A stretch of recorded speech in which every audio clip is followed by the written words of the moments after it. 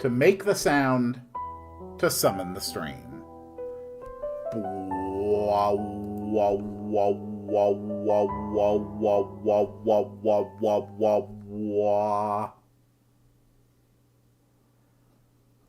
Greetings, dear viewers. I'm Cool Quickcard, and welcome back to the Community RPG Maker Project, where I am just working on making a little change here. We need H5 to go here, facing down.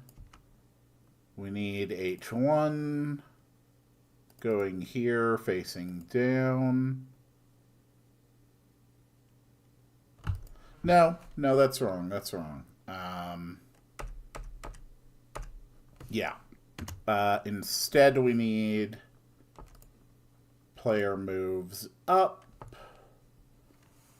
Player moves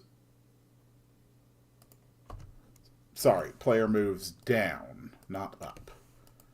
Player move down. Player move down. Player move down. And player move down. Okay, there. I now have a proper template for this. Okay. Sorry about that. I just really wanted to get that template done. So, welcome to the Community RPG Maker Project.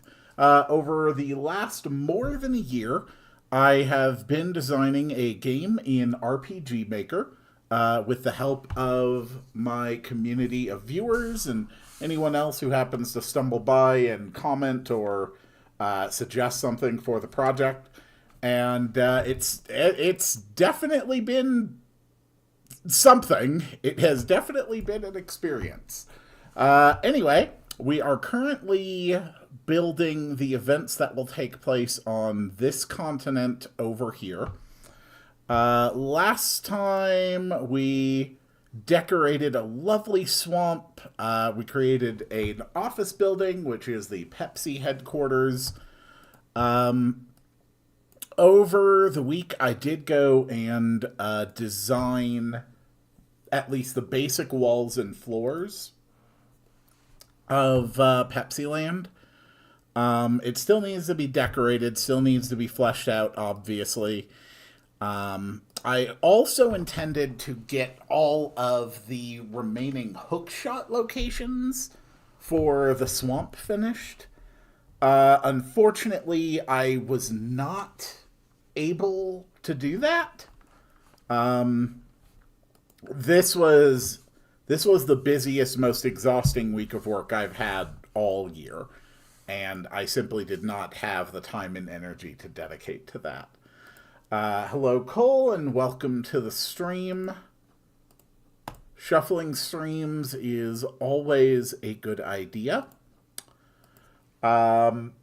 So my main ideas for today's objectives are to finish the Pepsi Land offices, come up with the new party member Katasby's general outline of abilities and powers, or at least define the abilities and powers for Katasby and for existing party members to get in Act 3. Design the basic outline for the Splitting Cave. And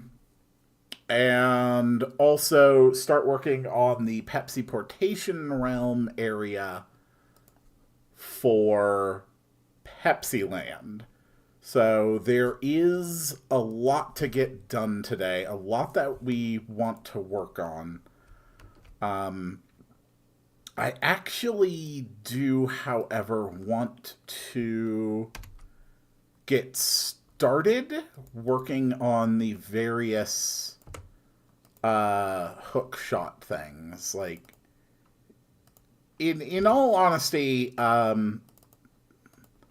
it isn't terribly tedious, but it is definitely one of those things that I am more likely to actually get done if I actually make the time just to do it while I am streaming. And we are going to need the 5th hook shot section to complete this. 2517, 2517, and then when H1 moves down, it will successfully reset. So we need one more for the H5. So we have H5, which connects to reset point here. And that should be good. So let's at least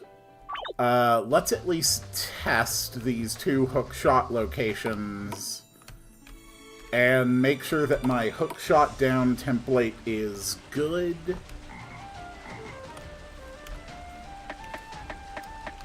We also kind of need our hook shot on. Okay.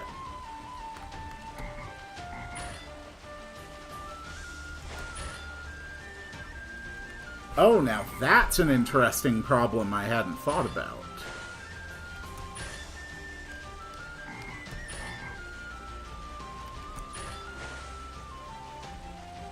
Okay. For the last bit where it goes through, it is sitting on top of the orb, and we don't want it to be doing that. So when the H1 moves down,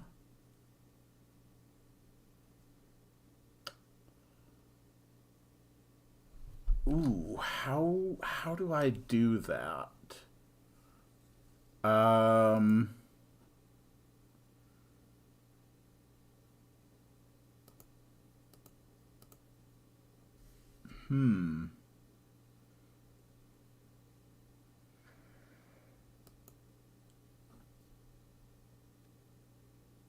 So the big problem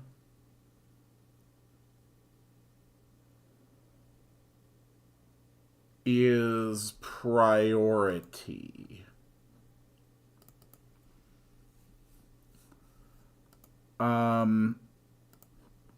If we change all of the hook shots priorities to below character,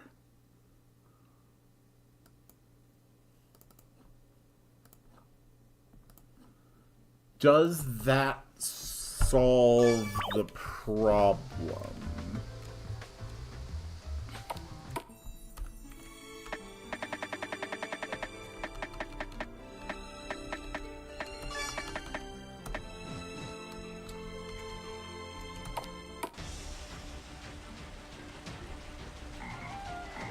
Let's give it a shot. Okay. So that doesn't negatively affect the hook shot. I think it being below, yeah, I think that was purely a remnant of experimenting with it in the first place. So we just need to remember to keep the H1s below.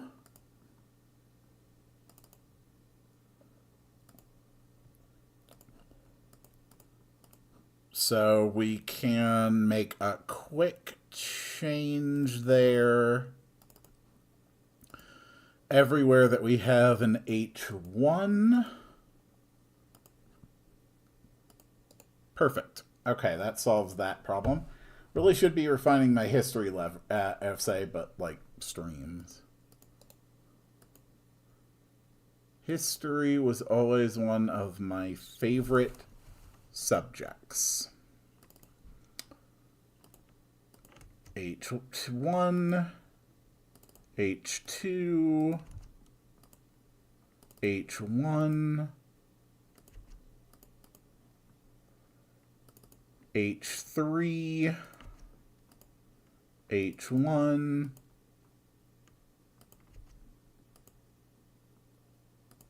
H4,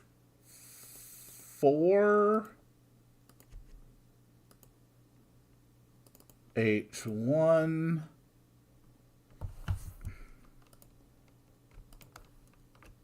okay, we are going to need some extra bits here. So bring in H5, this is H2, 3, 4, H5 facing down.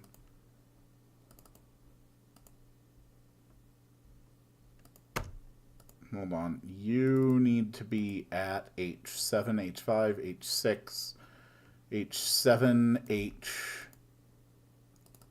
H8. And then just one more subsection for the H6 segment of the hook shot, which will be right here at position 25, 9.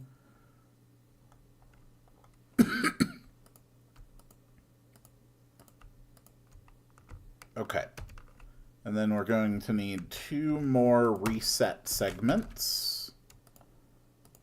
One to reset H5. And then one to reset H6.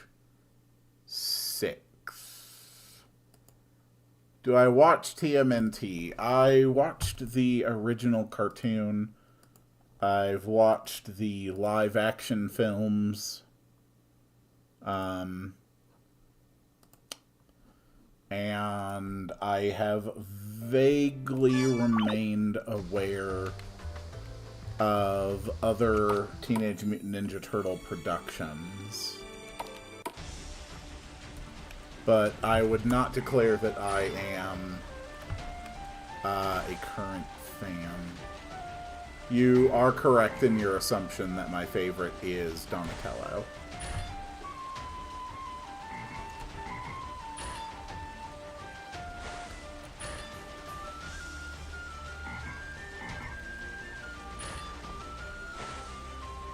Whoa. Okay, that did not look good. But I think the only real problems are that I did not adjust these to H5 and H6. And I did not adjust this to H6. You sound kind of lethargic. I'm kind of in my zone for the moment, where I'm just completely and utterly task focused.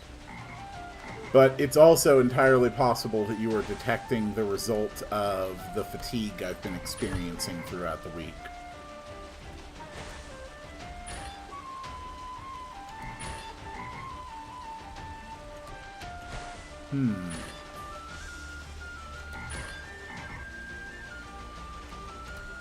It feels like right at the end of that one, the resetting animation is breaking ever so slightly. So how is the reset animation breaking.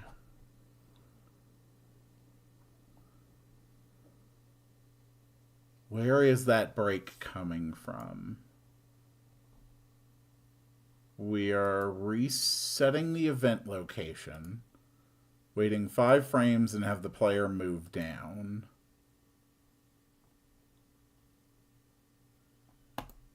Then we're having a second unnecessary wait.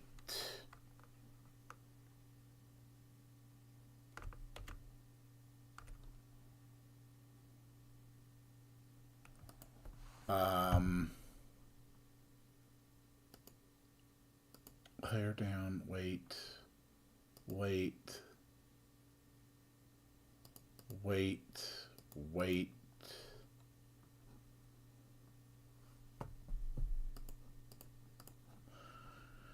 That might even be why I'm struggling like this, just from the fatigue I've been experiencing throughout the week.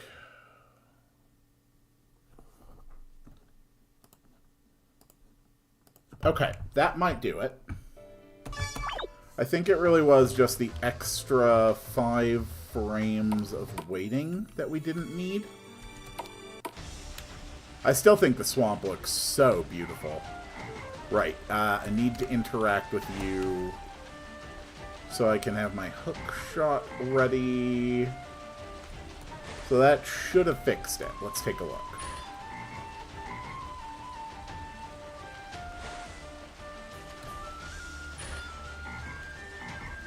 No, we're actually missing a player move down. Okay. So that's the problem, is that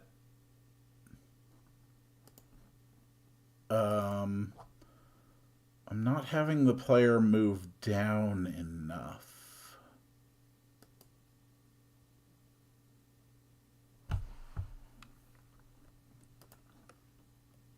How does the bottom of this look?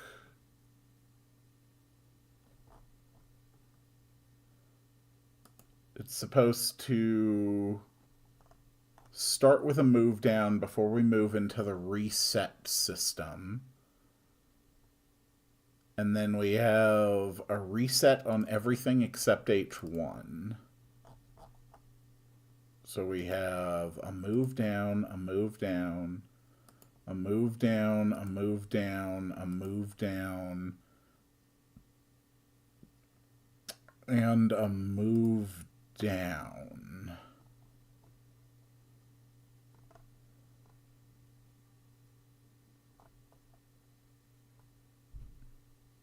So where's the error? The player is starting here, so they need to move down 1, 2, 3, 4, 5, 6. They need to move down 6 spaces. That's 1, that's 2, that's 3, that's 4, that's 5, and that is 6.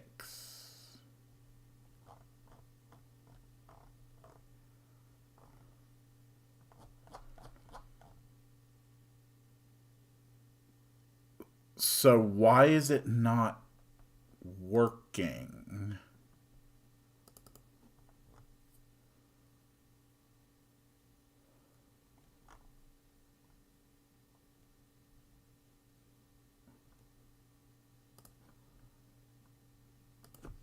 One, 2, 3, 4, 5, 6. The through command is on. And it's getting sent 1, 2, 3, 4, 5, 6 movements.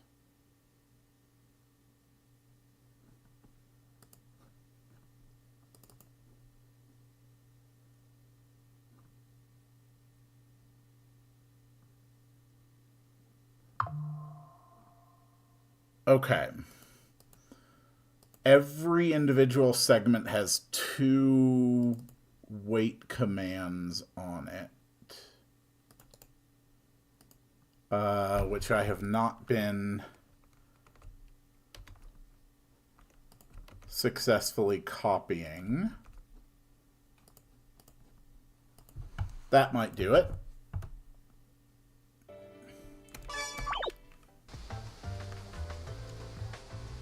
Quill, do you like the Flygon line? Yeah, it's fine.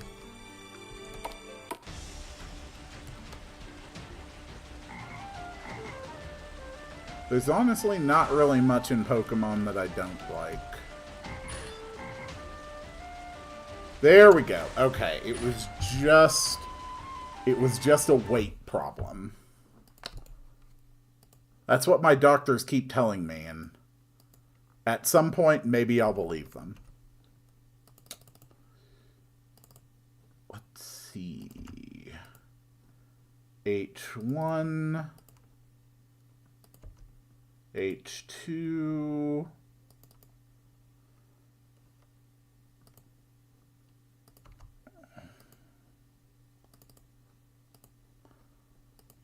What I think is that it is what it is. And if they want it to be something different, then they can make it something different.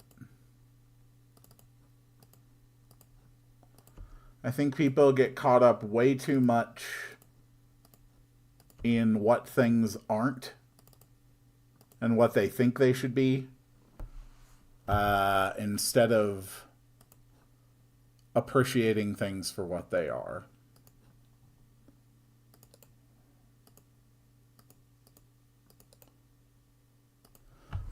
But no, the entire Flygon line, it does not start as bug type, so it doesn't make any sense that it would turn into bug type.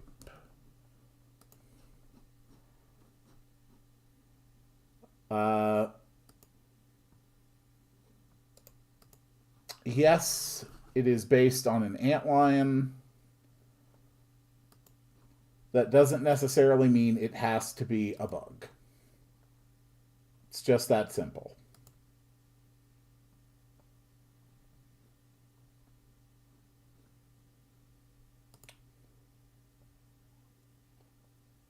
And like the other name for antlions are sand dragons.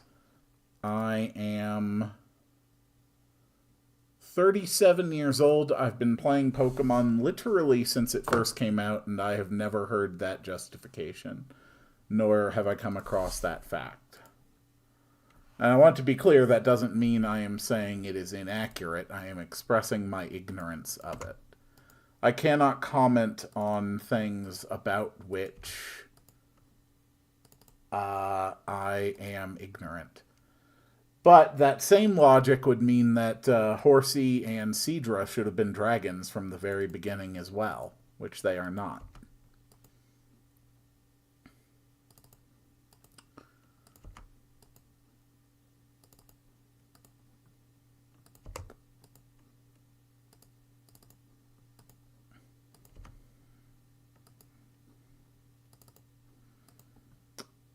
And we need...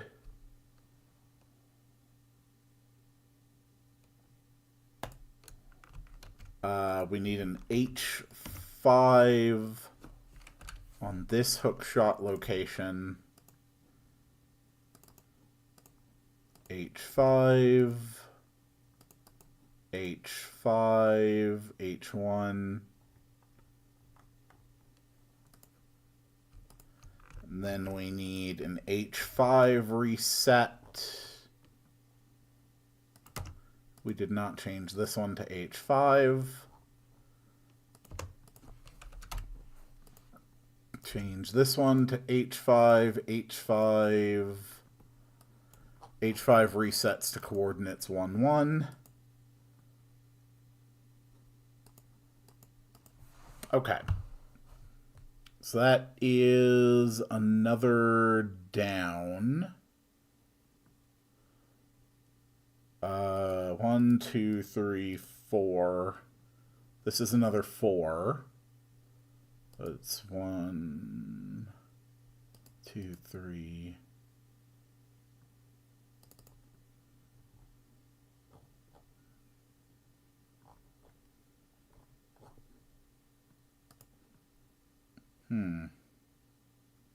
Because 2, 3, 4. Okay. This is 2, 3, 4, 5. This is a 5 location.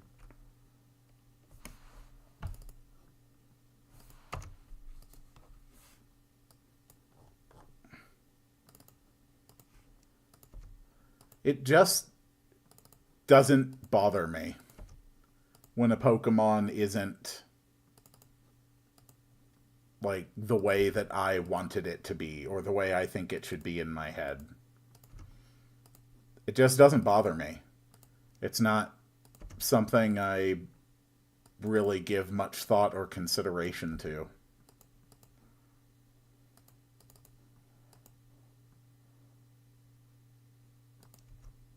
These are supposed to be 33s.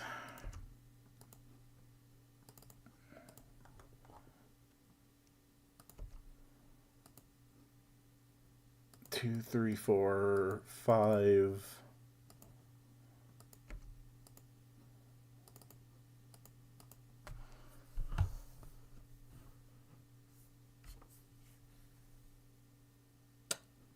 Okay, I think that works.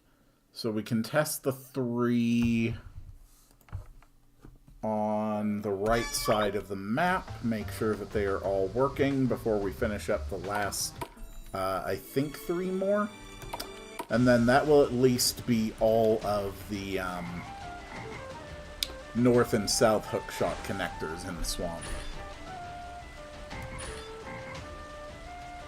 Okay, that works fine. Next. North is good. South is good. Hookshot is a little weird and choppy, but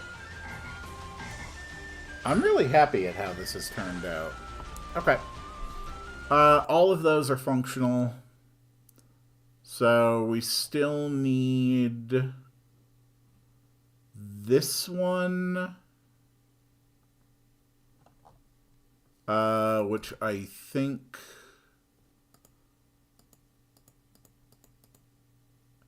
is a 6 segment, and then we need this one, which is a 1, 2, 3, 4 segment. So this is the easy one.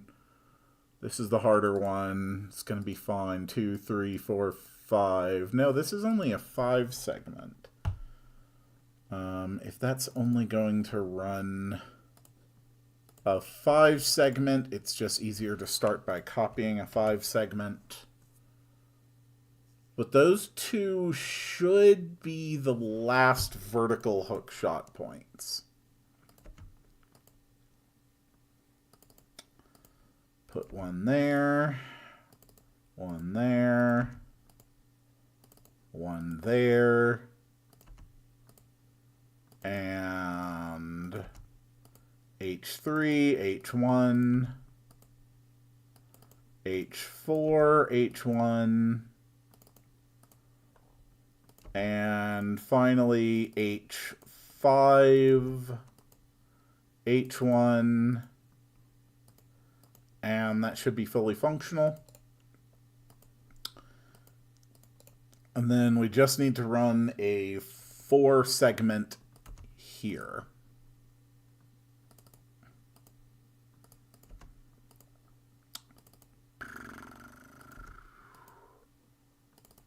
Perfect.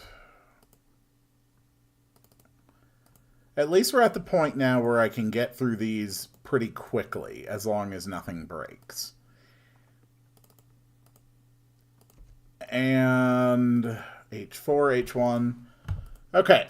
All north and south hookshot locations on the swamp map should be fully functional. So I'll still have to work on the east-wests. That one I actually will work on between streams.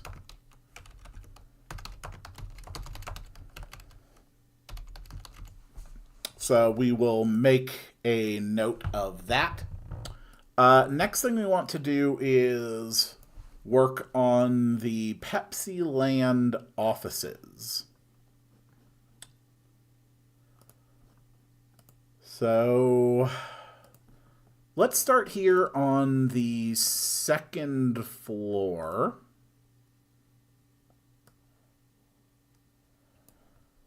And let's start by making a couple of meeting rooms.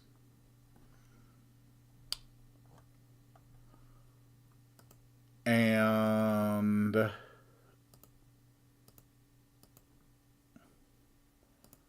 there we go. Just spread a few chairs around the room.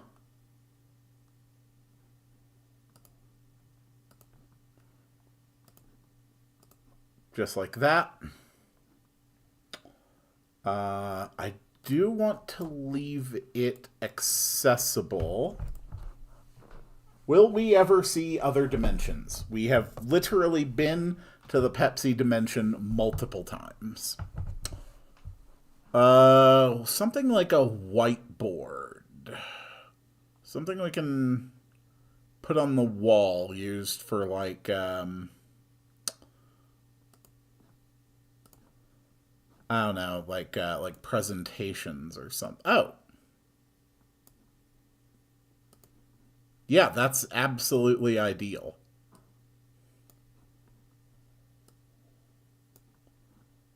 Perfect. Okay.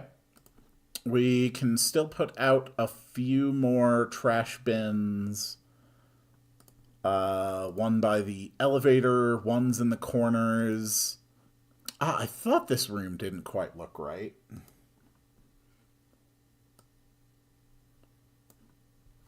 There we go. Okay. So what the hell do we do with these little back rooms?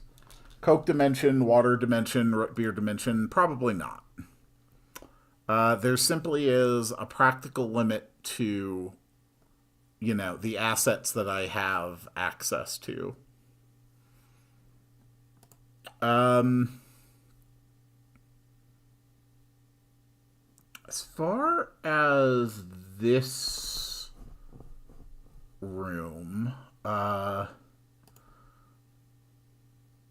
okay. So we're going to make a slight change to here.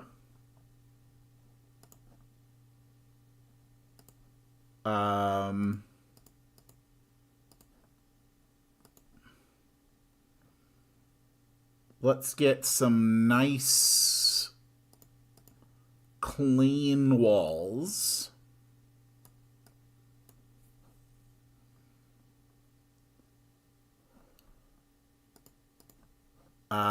Just like that. Janitor closet. That's kind of what I was thinking as well. So this is going to be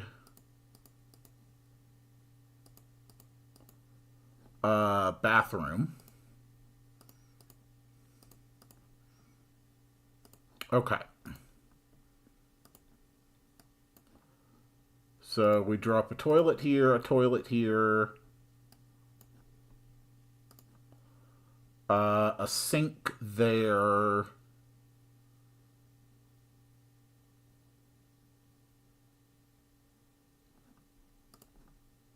Okay. There we go. We have a bathroom.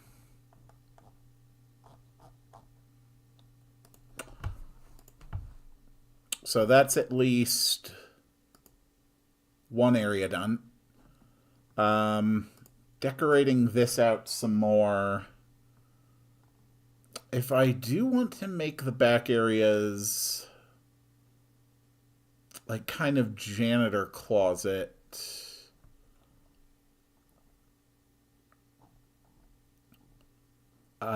probably best to have shelves and cabinets that don't go all the way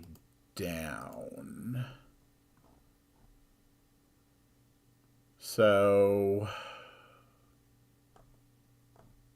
what do we have that sort of fills that bill?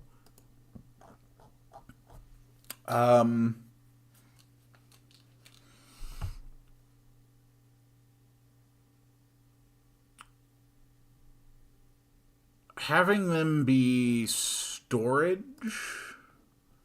would kind of work.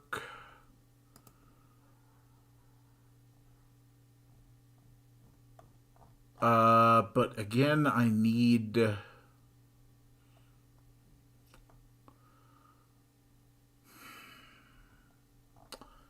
stuff I can just have on the walls. Alternatively, I could close up that whole section. Yeah, it just doesn't give me enough room to work with.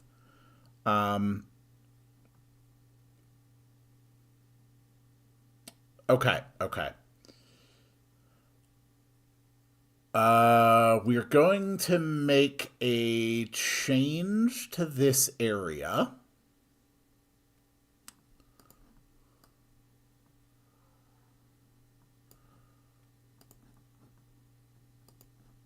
And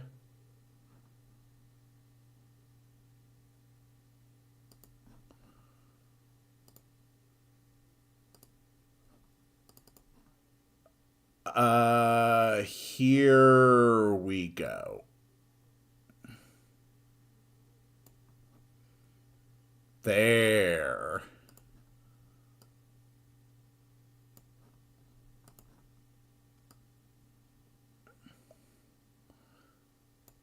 That's how we make this whole area better.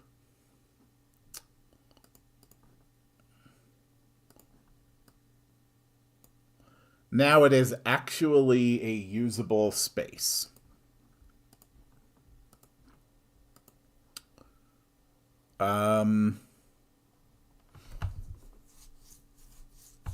I still kind of like the idea of having it be for filing, though.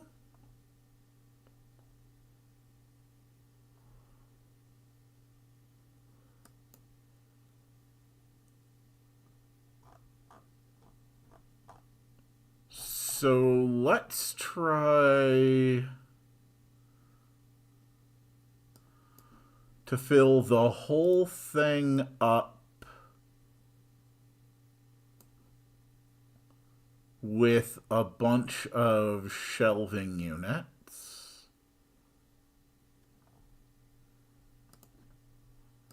Put a trash can in the corner. Let's at least put on some kind of music. There we go. Okay. So we're going to go for kind of like a relatively minimalist design for this office.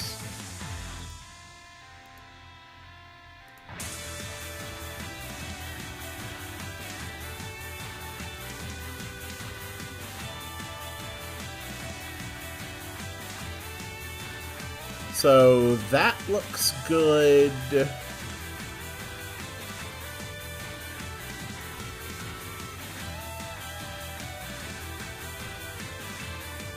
This is gonna kind of be like the boss's area.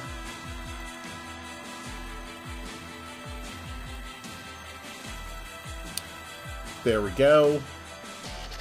If we want to make that the boss's office, though,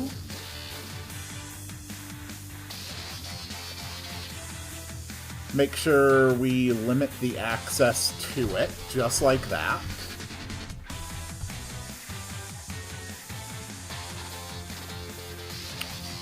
Okay. And now we will lay out some files and whatnot.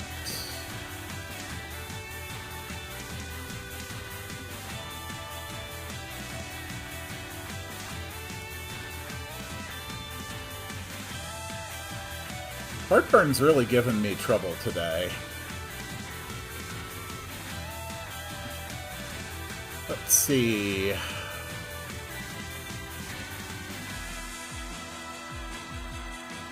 Oh, yeah, just some completely sterile office plants. That's a great idea. The boss gets a better office plant.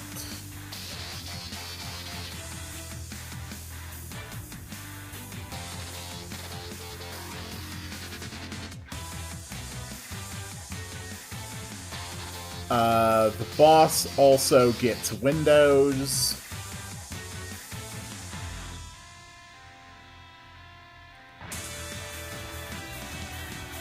I can still definitely decorate it a little bit more. Oh, elevator button. Yeah, that's perfect. Of course we want an elevator button.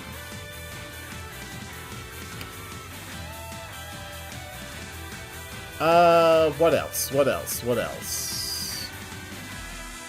Okay. The boss gets a fancy lamp.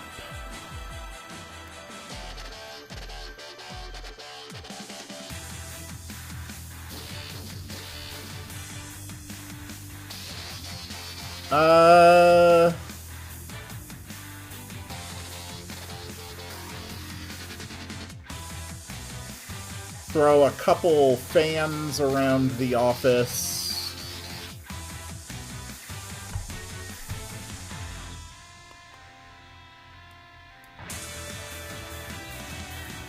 Have a couple of just generic couches. Just like that.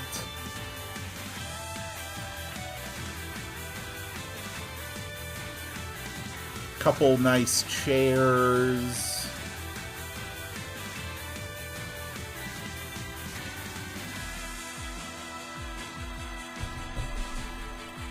I think that works. I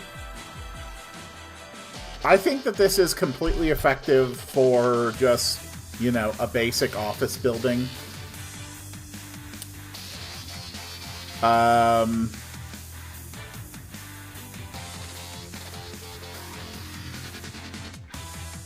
Here we go.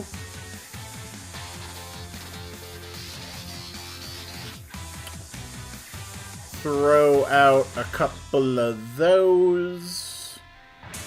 Some more completely innocuous office plants. Just like that.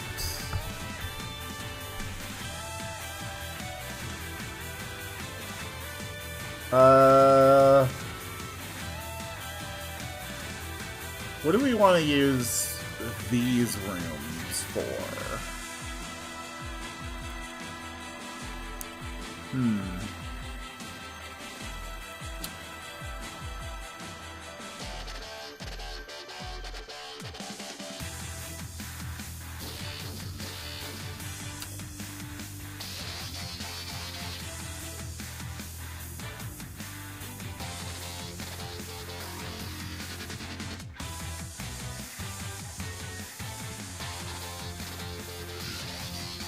There we go. That works. It's got that kind of uncomfortable sterility that you expect in an office. I do still need to do something with the parts back here.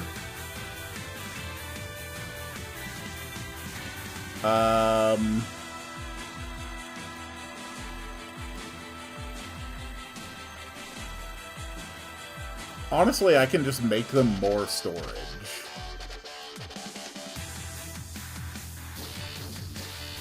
That is, you know, a simple enough solution. Throw a couple fancy chairs there.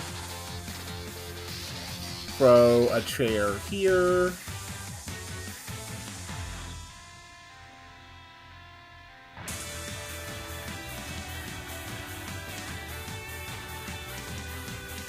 And I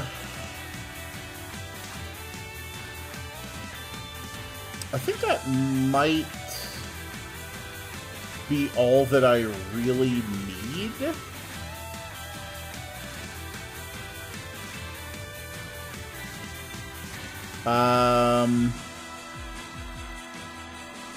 Yeah, we might just be ready for the trash cans. So just stick a few of those around.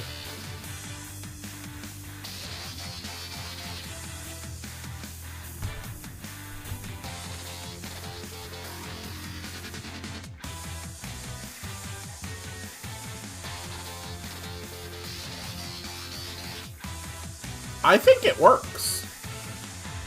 I think this actually works really well. So now we just need to vary the floors a little bit.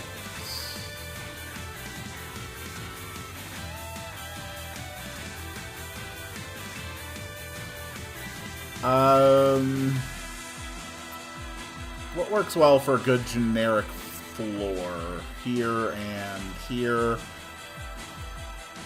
Make a couple of changes here.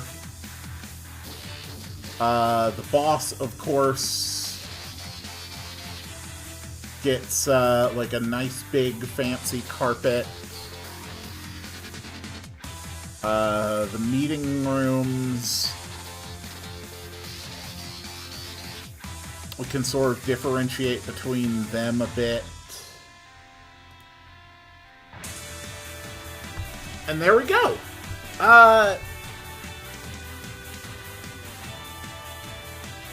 I think that is pretty good. So let's just expand these bits to places where, frankly, they're probably not going to have bothered getting the carpet quite right.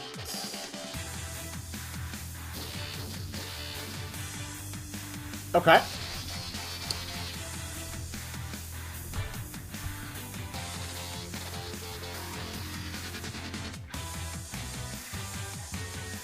That works. And stretch out the exit ever so slightly. There we go.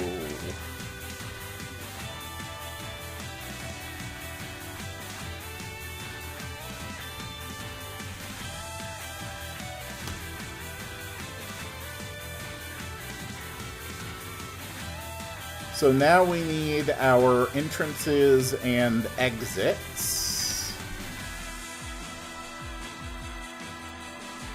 The Pepsi Land exterior is running Gate 1.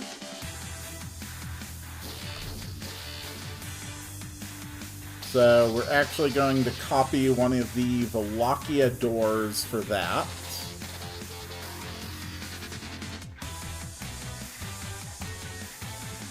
Change the image to Gate 1. A wooden gate for an office building?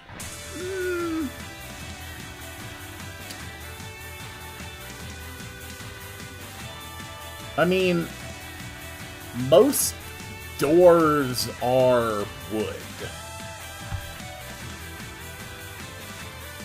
We'll take a look at it and see how it looks.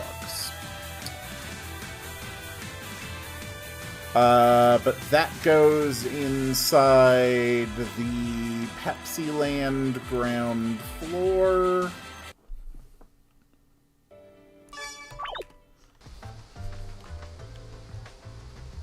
Office buildings have glass doors usually. Depends on the building.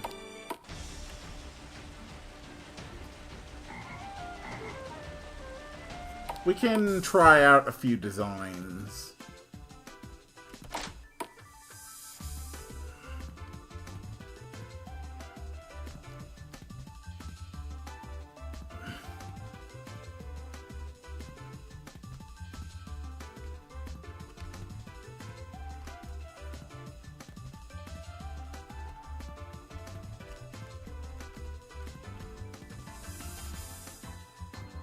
I think this looks really good.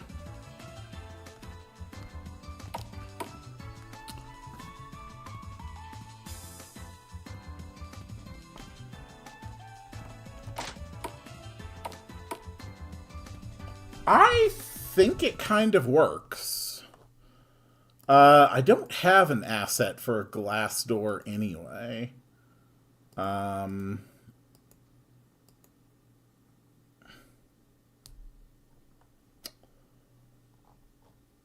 And if I use one of these doors...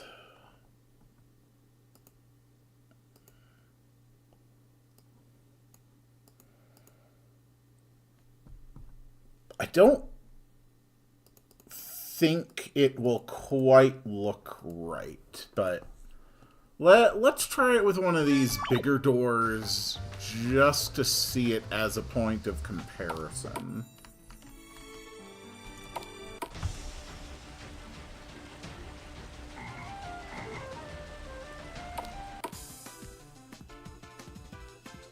Actually, that looks clean as hell.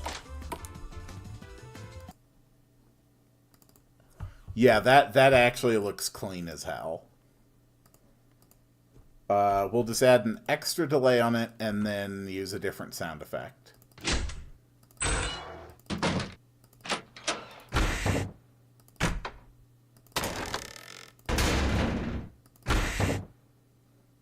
That one. Actually, let's pitch it up.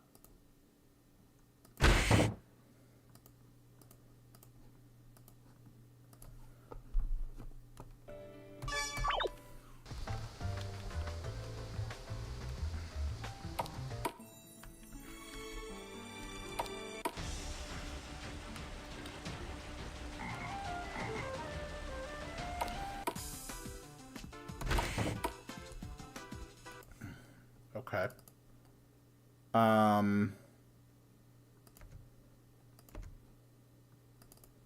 So I think we need to make the entire opening sequence slower, wait for it to complete, and then do the transfer. And that should work. And then we've got 2 floors of the office building done. The 3rd floor is where we have the portal. I actually really like the idea of using this.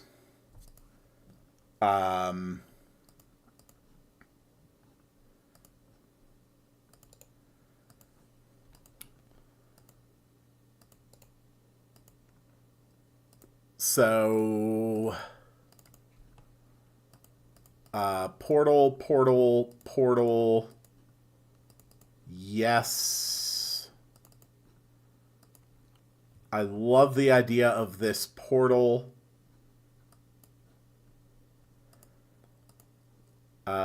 Which means that we need some more wall here.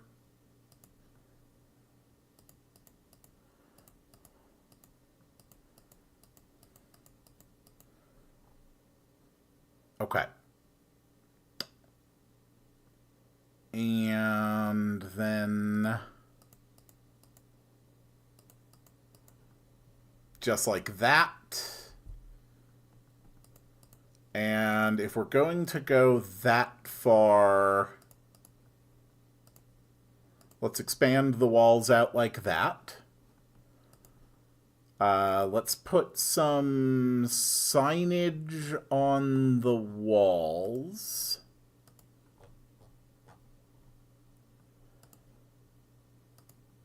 Yeah, just like some warning signs.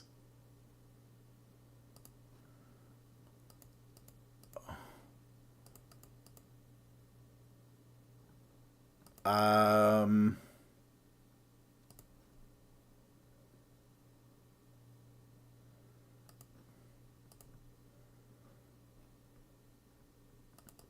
I don't really like the look of those. But we should have, like, some fancy looking equipment over here.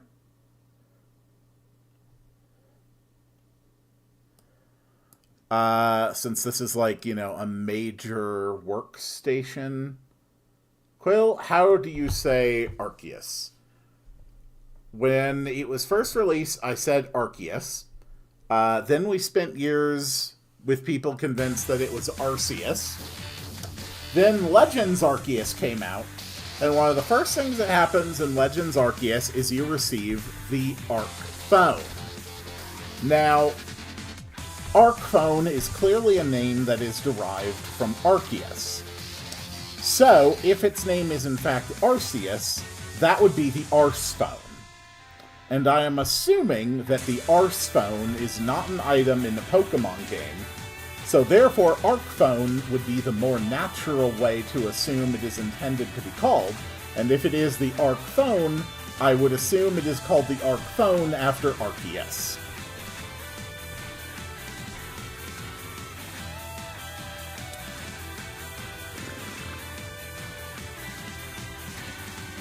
Oh yeah, I never considered the Silvally. Also, I never knew that about Silvally until literally yesterday. You know, on account of not having played Gen 7.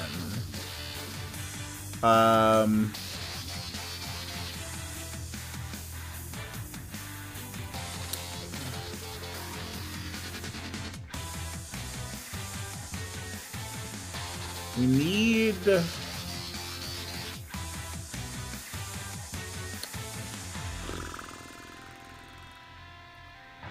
We need a bit more here, I feel.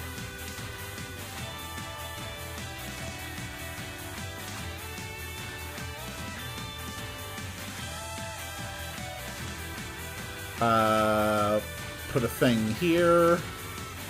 Put a thing here.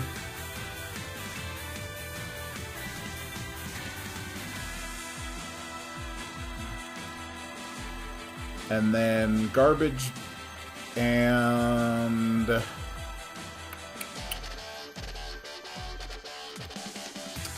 how about just a cabinet there? Okay, so there it is. That is the upper portion where the entrance to the Pepsi Portation Realm is. This is the stabilized rift. So next thing we need is elevator access. So this one will also use a gate.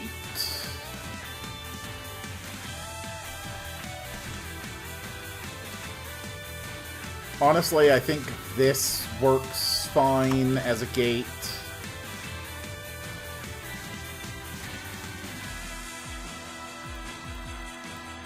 Okay.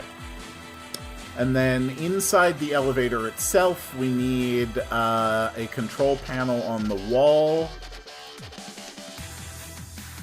Perfect.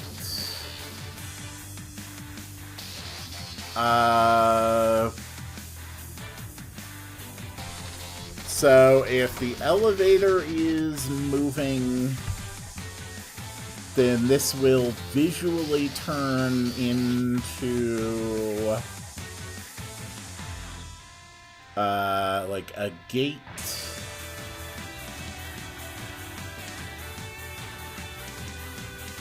Yeah, that's fine. Okay.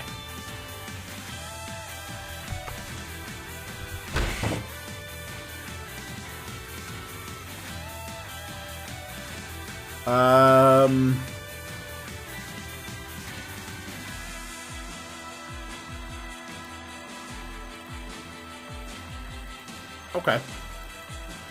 That works.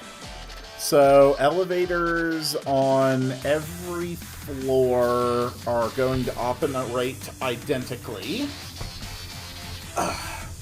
So now what we need is the actual button. So we're going to have to be like,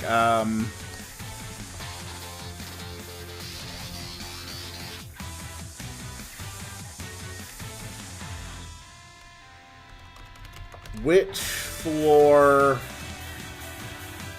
do you want to go to? We offer some choices. We have ground floor, second floor, third floor, and cancel.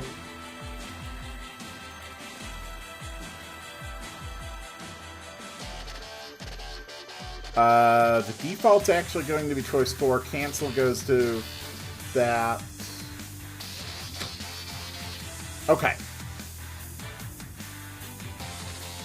So the first thing that happens is that it turns on the elevator moving switch.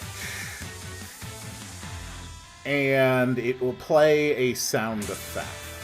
It will play a close sound effect.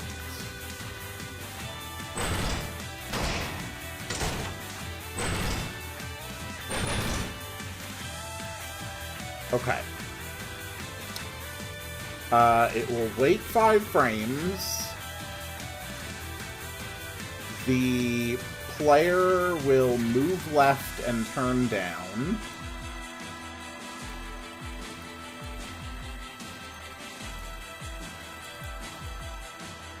Then we will gather followers.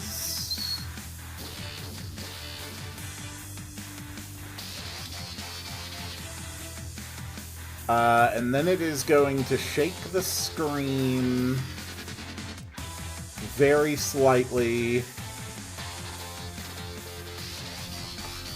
for 120 frames. Then it will play a bell.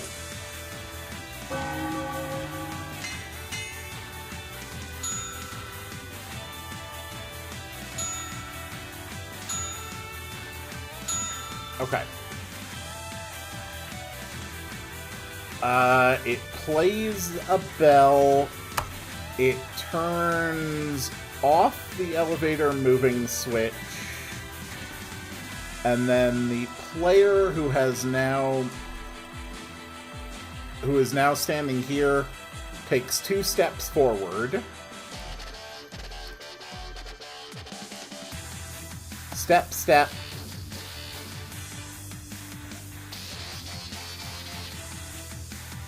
And then we transfer, in this case, to the ground floor facing down.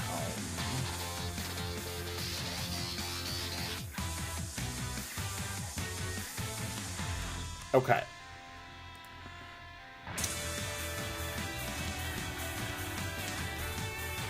So let's check out the elevator.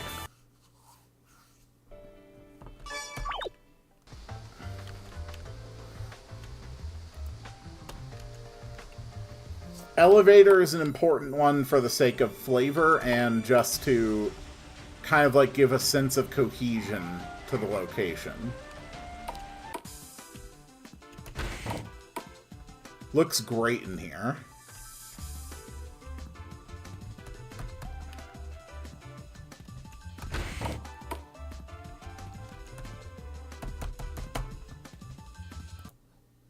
Okay.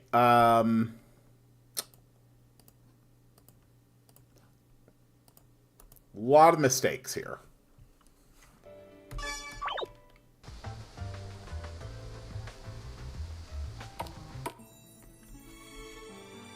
Let's try again.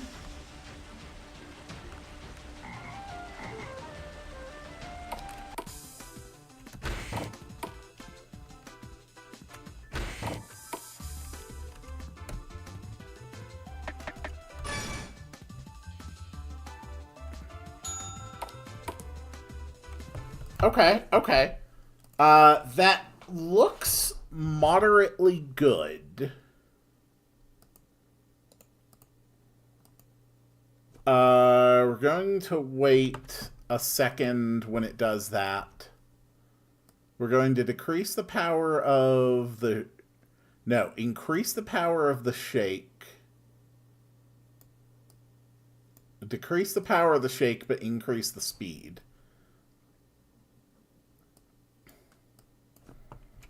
We're going to go for 3 seconds in the elevator.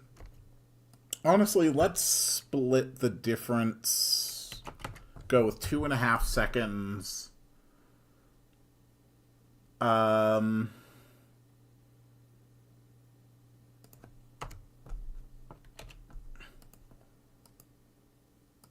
So while it is moving, let's play a background sound.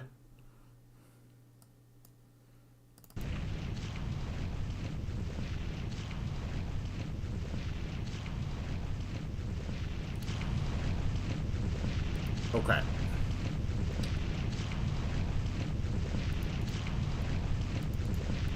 And then we fade out the BGS.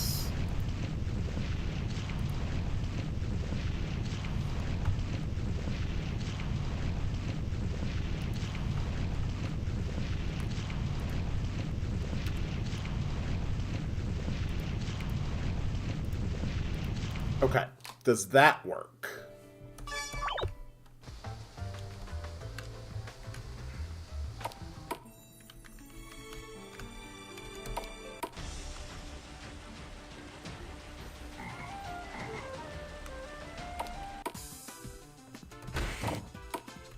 Okay. Ground floor.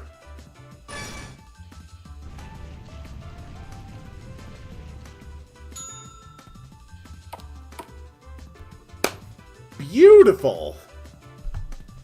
Stats-wise, Mega Pyroar is very unfortunate. It's a Pyroar.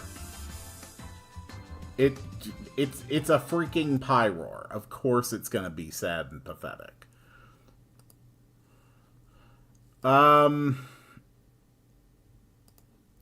Okay, so this thing is actually very slightly off-center.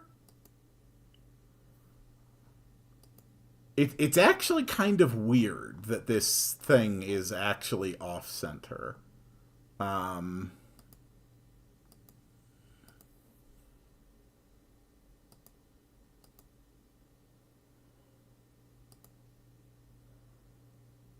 think both of these are slightly off-center.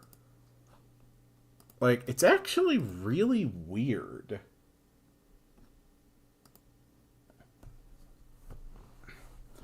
Not every Mega needs to be viable for common use. It's not necessary. The same way that not every Pokemon has to be viable for common use. It has never been an element of the design philosophy of Pokemon. In fact, one could argue the design philosophy of Pokemon is very much in favor of the idea that not everything should be viable. There's just a built-in inequality. Okay. So, you see here, the entire thing is actually a bit off-center.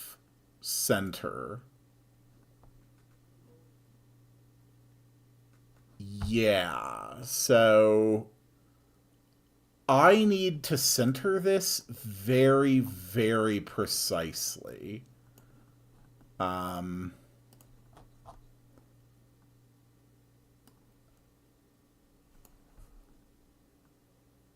So we've got... This is... Is that 10 by 10? So going over to the outer edge is 19 pixels over there. And then over here,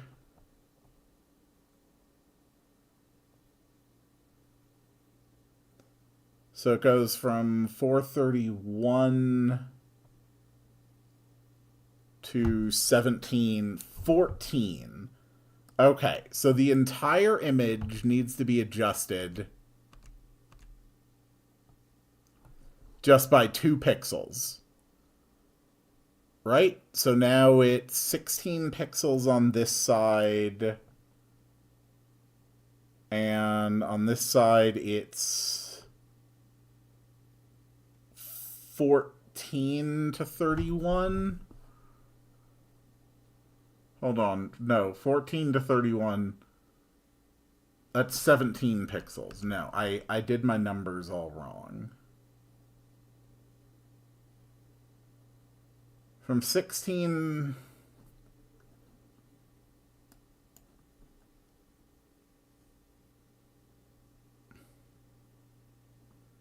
Right.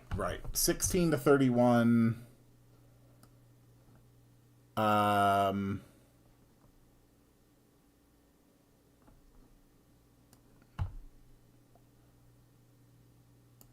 There's actually a lot more dead space than I realized on the far side of this.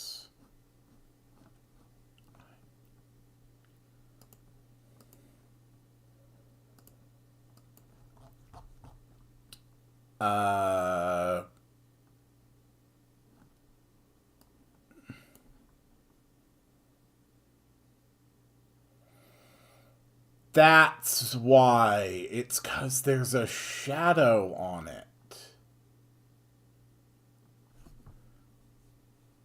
That's the issue. Okay, they all have a shadow on them.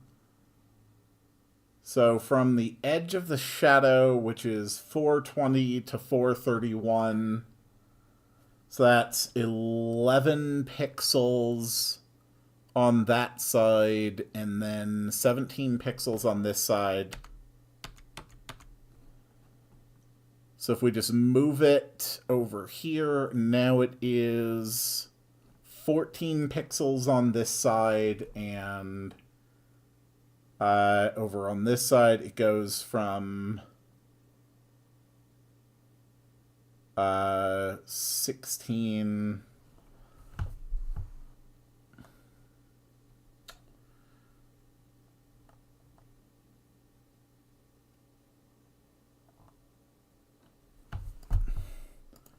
You know what? Screw that. We're going to approach this a lot more easily. Okay.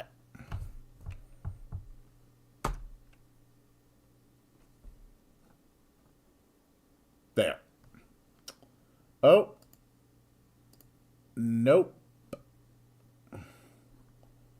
Threshold was too high for the color selection.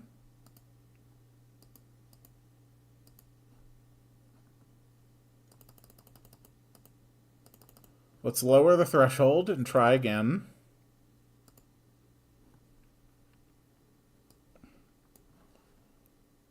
No, the threshold is still too low.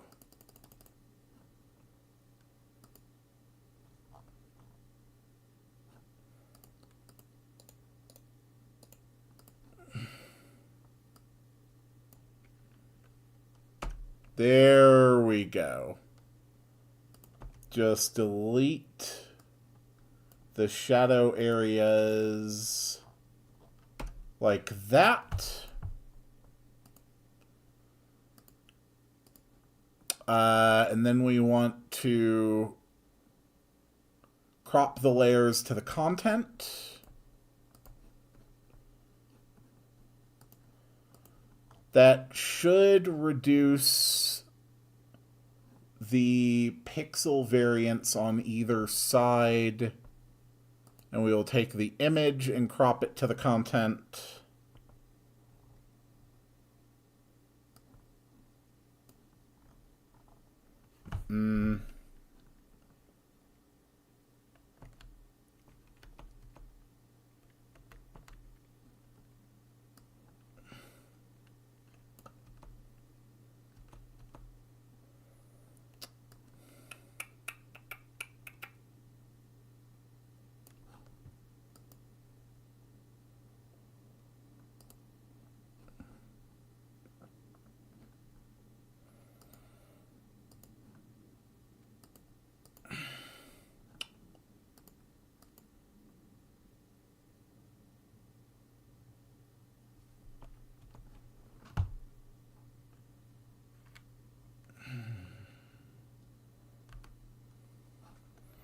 Okay. So that might fix it? Possibly? I genuinely do not know.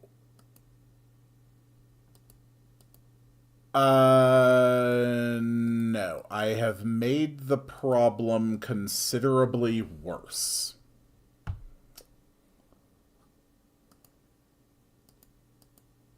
Okay.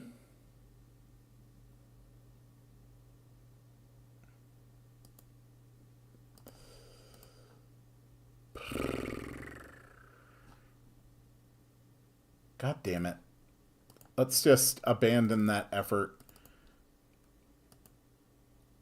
It genuinely bugs me that this is just not centered. So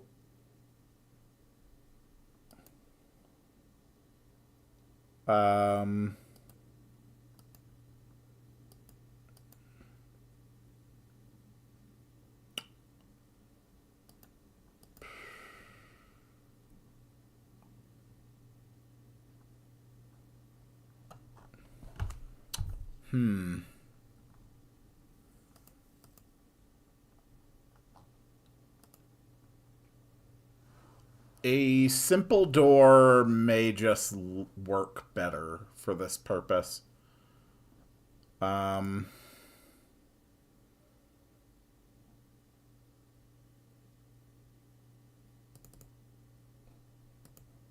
Yeah, I think we're just better off with a smaller thing here. Well, that's annoying as hell.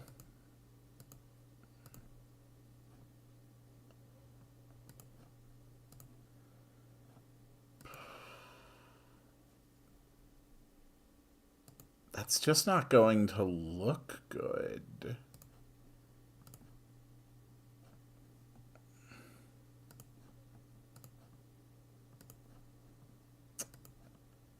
It doesn't look great,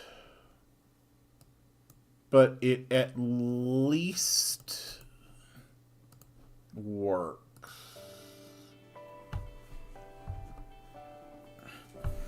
Perfectly content with the Onmaga being trash in competitive play, but a mega is a mega. And yes, not all megas are created equal. Just like not all Pokemon are created equal.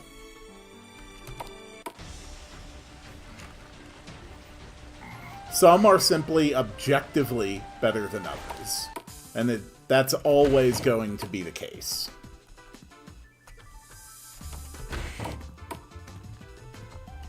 Okay.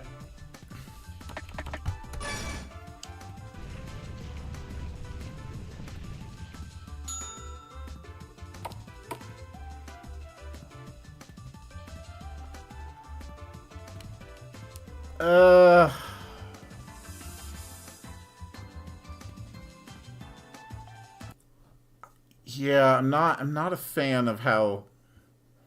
I'm not a fan of that. But I think I can solve it.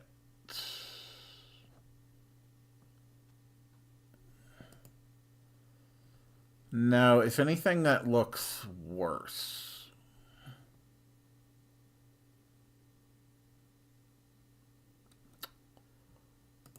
Damn it.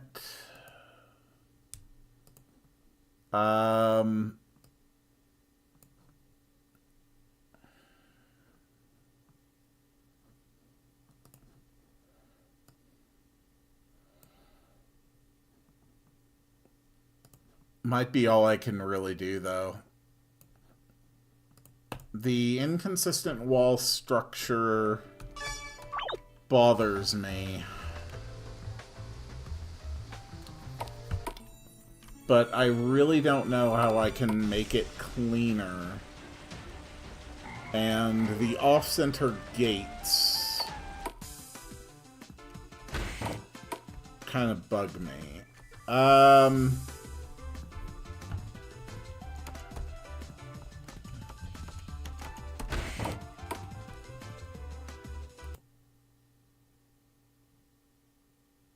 It's fine.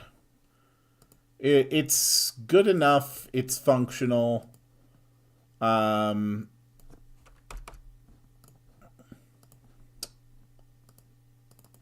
We are going to change the default from the cancel to the ground floor.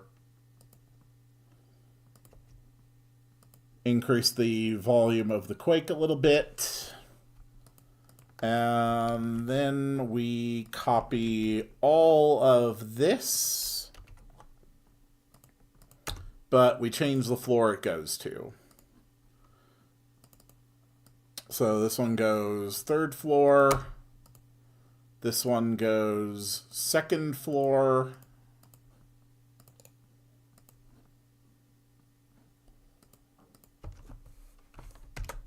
Change the display names to represent the locations.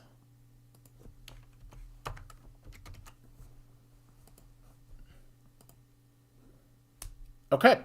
I think that's good for Pepsi Land.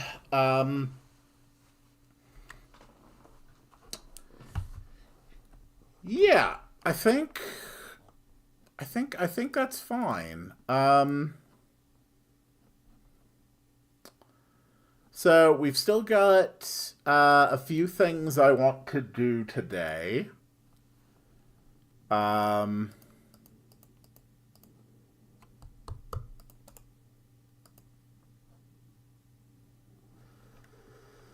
I want to make one starter for Hookshot East and one starter for Hookshot West.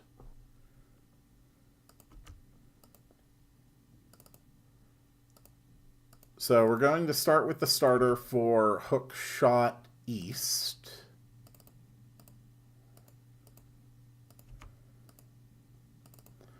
Just because this is going to make it a lot easier for me to make these on my own time if I already have a starting point. Go right and go right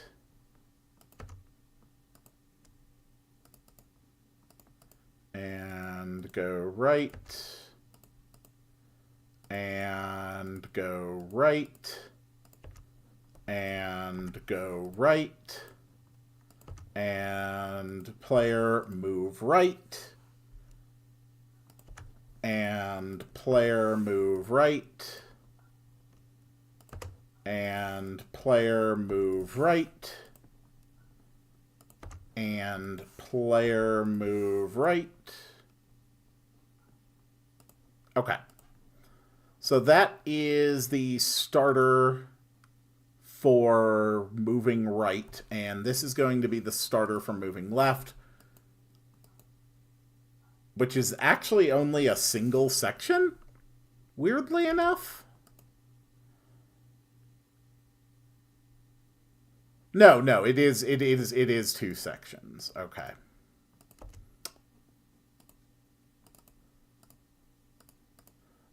We're just making the starters. We're not going to do anything other than just creating the starters for this.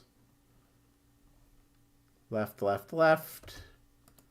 And then the H3 faces left. And the H3 faces left. And the H1 moves left, which means that the H1 is now in contact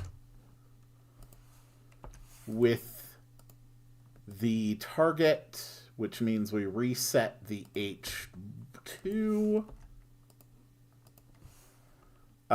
We reset the H3, but we do not need to reset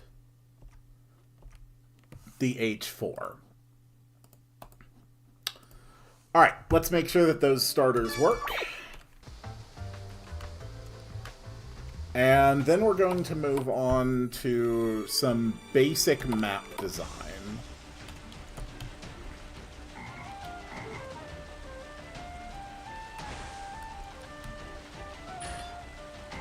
That works.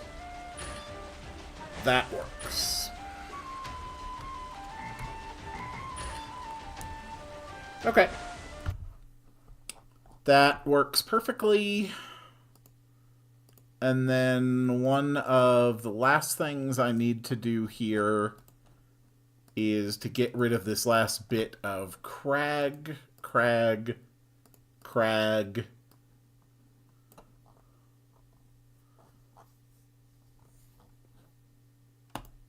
Okay, perfect. So that's out of the way now. That'll make it very quick and relatively easy for me to finish the various connector points. Especially since there's only 1, 2, 3... Yeah, there's only 3 more east-west connector points. So that'll be 6 event copies total. That'll be easy. Realistically, I'll have that done in like 20 minutes of work. So that's fine.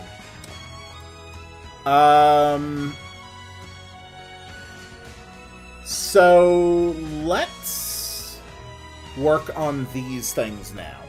The basic map for the continent splitting cave, as well as the Pepsi realm design.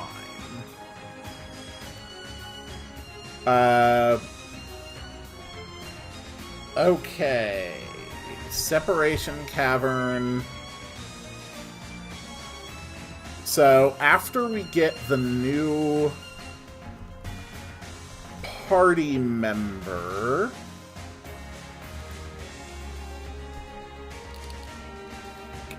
we didn't really have an idea for what happens after we get the new party member. But at some point we're going to the Willy Wonka Pepsi factory. Ugh.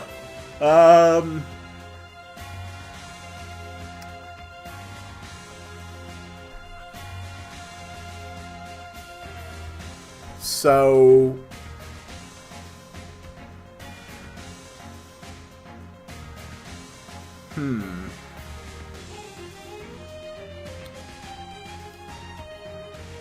What are we learning in Pepsi Land that is driving us to head to the Catfolk Village and get Katasby?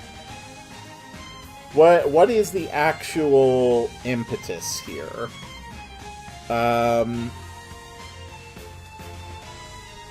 Okay. We go to Pepsi Land.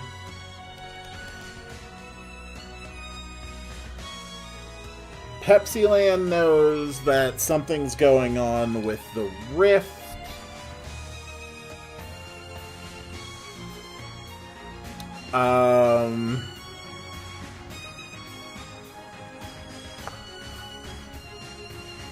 So we have to get a relic from the bat and the cat people.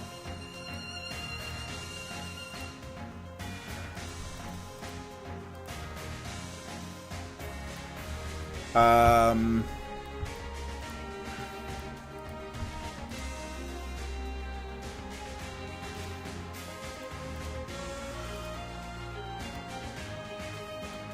Alright, I guess this is running at 24. So we have to get a relic from the Bat and the Cat people to access the rift.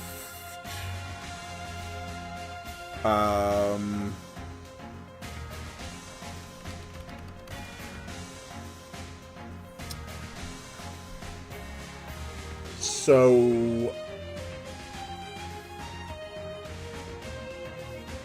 how does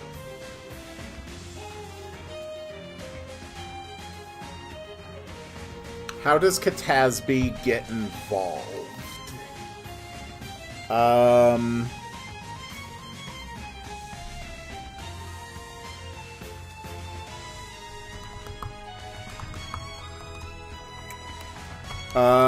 Only the hybrid Katasby can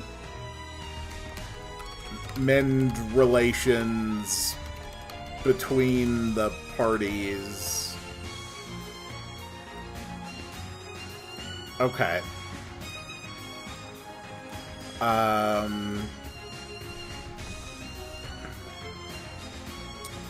I think that works.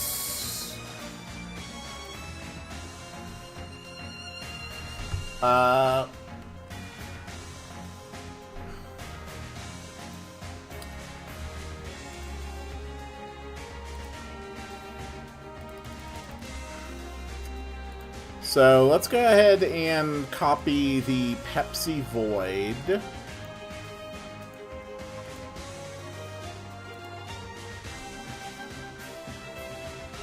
And one of the first things we want to do here is come up with a basic map for the Pepsi Void. So far we have been running teleportation puzzles. Just like some basic teleportation mazes for the purposes of the Pepsi Void. So I don't see any particular reason to abandon that design.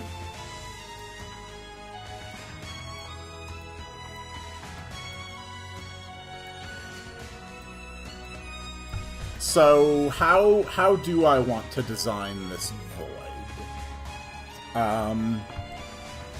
So we had one where we had a central area with all the teleporters and only one of them was the correct solution.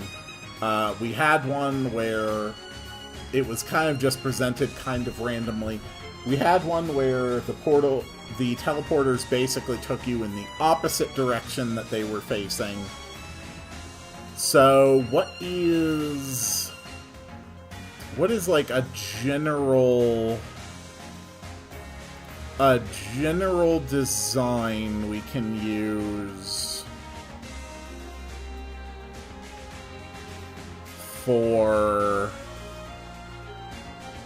this? The Chill Pepsi Void was pretty basic.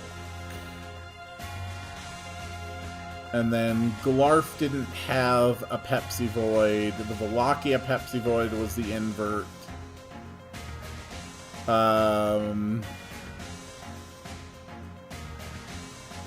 Quill, will there be a post-game? Almost certainly not.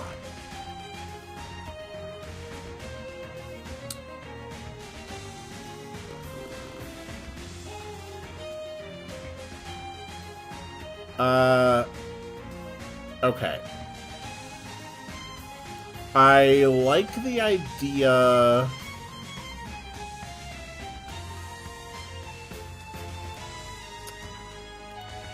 of playing around with stairs.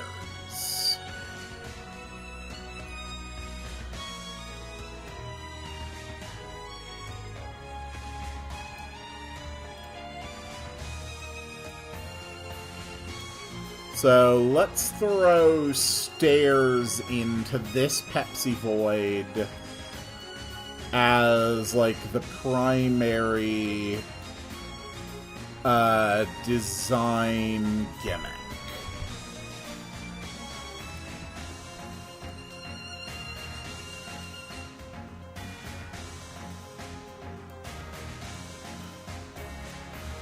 And the orb will be visible from the very start.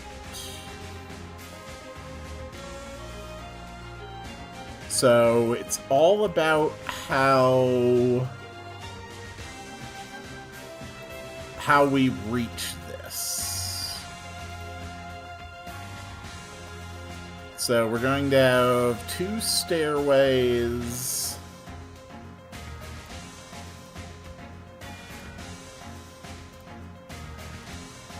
Just like that.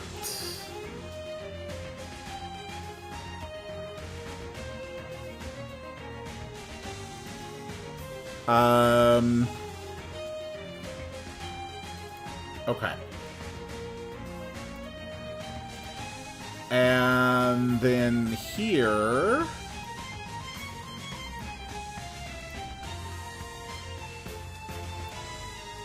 we're just going to have...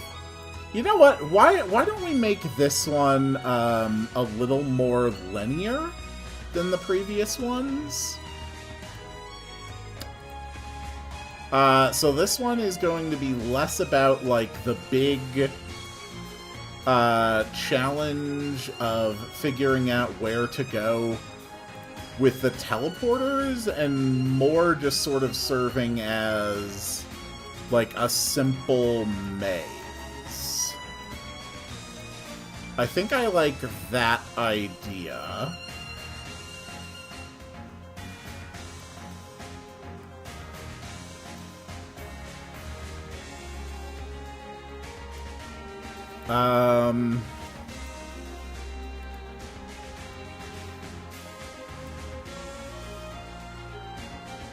Okay. I think that works.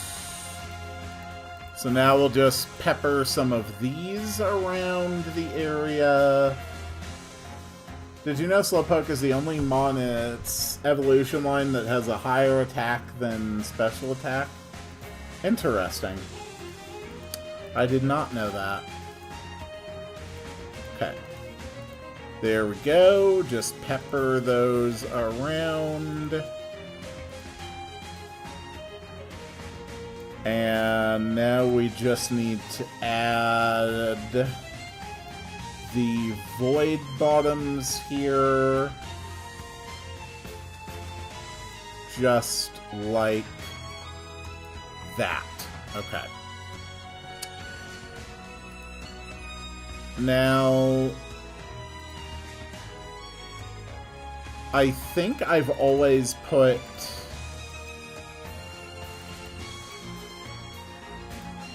No, I haven't actually always put greens under all my teleporters. But I do think that works as a general design rule. So let's make quick changes.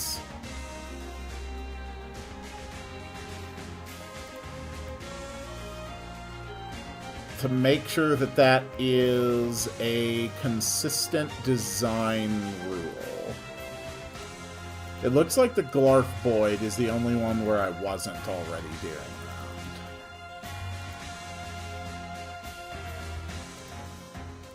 that. So just a couple quick changes there. Okay. So this is not the Wallachia Pepsi Void. This is the Pepsiland Pepsi Void.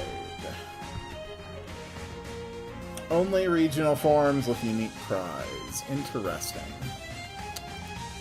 Alright, so first, let's make the path that actually leads to this.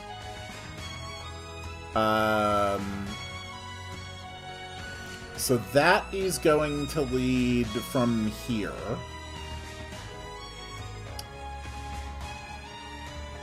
And then we're just going to have a single teleporter on each platform.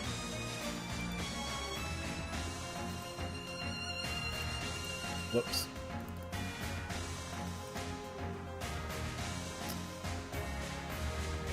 Okay.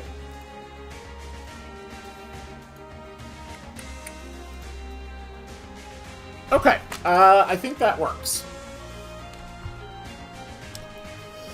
So now we just have to lay out the teleporters. You found the magical orb. And this switch is specifically for Pepsi Land Orb. Reestablish the connection to the Pepsi portation grid. Would you like to exit? Yes. But in this case, it takes you out here.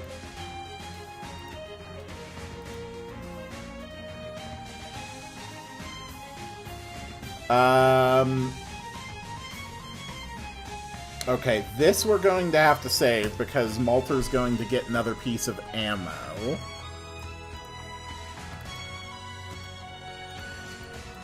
Okay, put that there.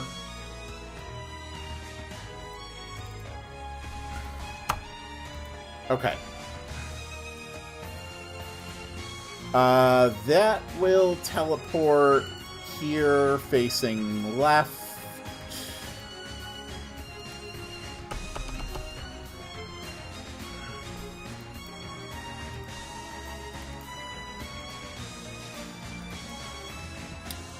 And we're not necessarily going to have a one-to-one connection with the Pepsi Void stuff. So we will have this one lead here, facing right.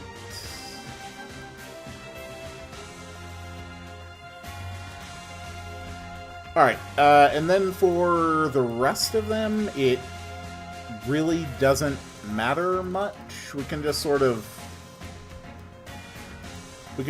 have the connectors like wherever feels good. Really doesn't make a difference. This one can go here.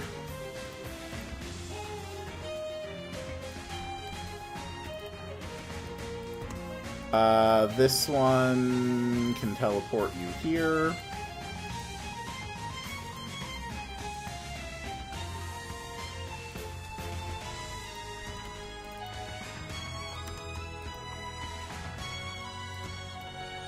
These would be much more interesting Pokemon facts if even a small portion of my brain was dedicated to Pokemon right now. I always appreciate getting new information. It's just absolutely not something I'm particularly focused on at this moment. This one can just teleport you here. They're all just kind of haphazard. Just teleporting you to various places. This one actually needs to be adjusted to work with the Pepsi Land Orb.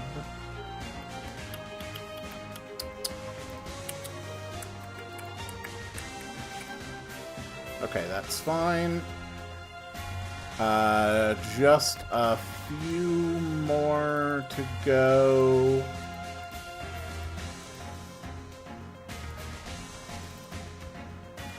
Every Pepsi Void has its own kind of general feel to it. So that's really what I want to go for here. We've got 4 more to go. This is a very simple Pepsi Land setup.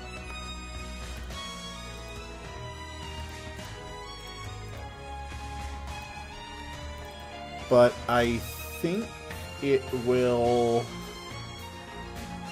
accomplish what we need it to do relatively well. And this one's just going to teleport you all the way up there. Okay.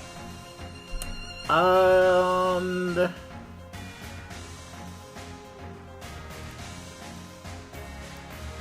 yep, that's pretty good. Okay. There we go. All right. The Pepsi Land Pepsi Void has been created. So the only other 2 things I really wanted to knock out today are to brainstorm abilities for Act 3 for each of our characters, and work on a general map structure for the Splitting Cave.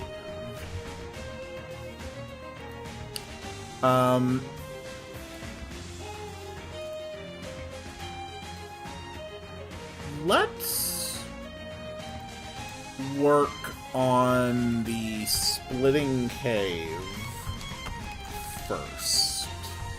So we're gonna go back to the dungeon design.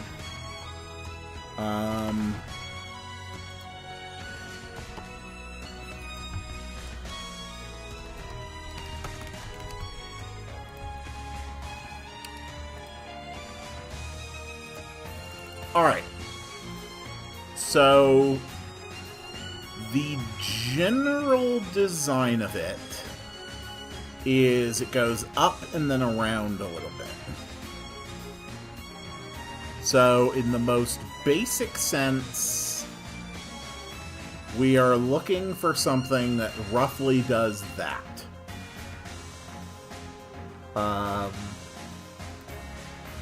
Now, shortly after entering,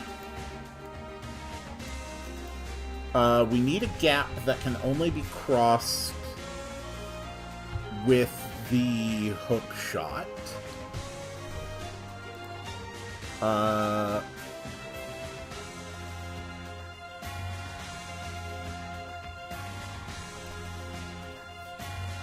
And honestly, aside from that, this can basically just kind of be a normal cave. So why don't I actually just go with something kind of linear for once? Wait, there's nothing wrong with that. I've been building so many, like, complicated mazes, and I mean, I've had a lot of fun designing them, obviously, but it's always so much work when I want to design something like that.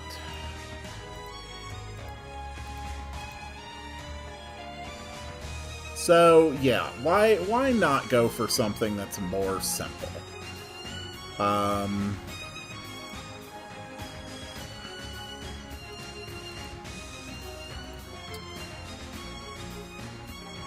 But we should also have at least, like, a couple areas that you can access sort of off the main path. We can have, like, a chamber here, like, another chamber here.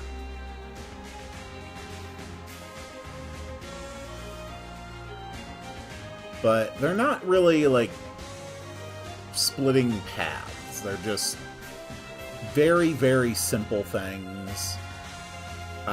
Go for this very basic wall texture.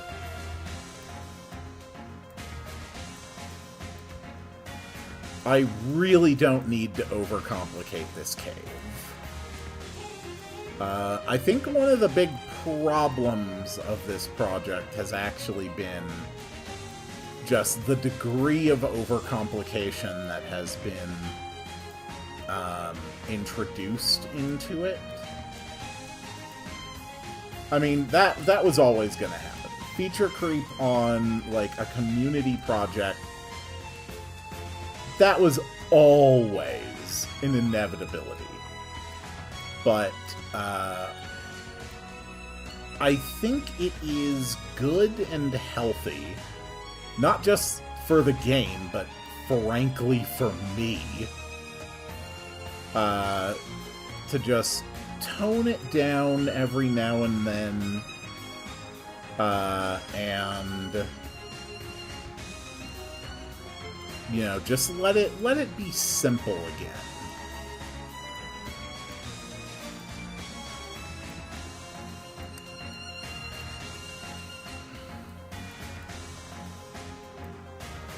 Here we go. Besides, the splitting cave does not need to be complicated. The complicated dungeon for this act is going to be the factory. And we already know that that is the case, so there's no reason to, like, get even crazier with it. Act 2 was such just an incredible escalation in the game's complexity. And I think to a point that was actually a bit detrimental to the cohesiveness of the project as a whole. Although the number of things I now know how to do with RPG Maker that I didn't know how to do before we made Act 2, whoo boy.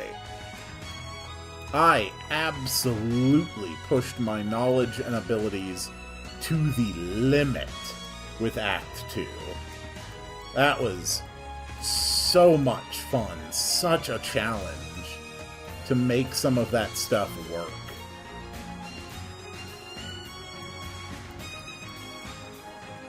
Okay, put that there, put that here. We've almost got the outer walls completely finished.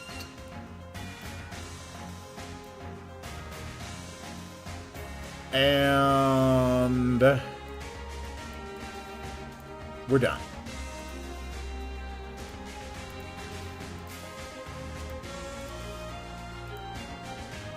There, okay.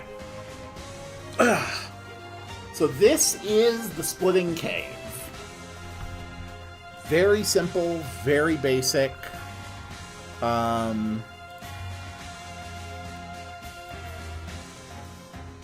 Nothing really, like, nothing really terribly special. Just let my eyes trace along the walls a bit.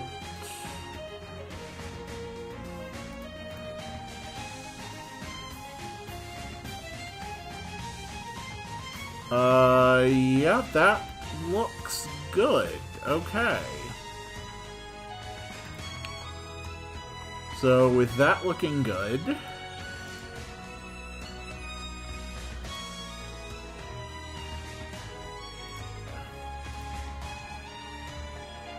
there we go. That is the hook shot connector. We can throw a couple treasures in here. We can worry about decorating it next week. That'll be fine.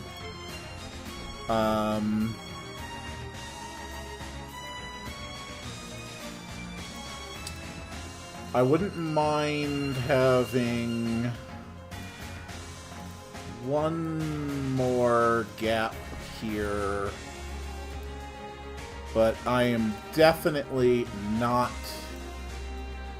going to be treating this with the same level of complexity that I did the swamp. And there will be other swamps with, like, actual hookshot navigation puzzles. Let's find some music for it.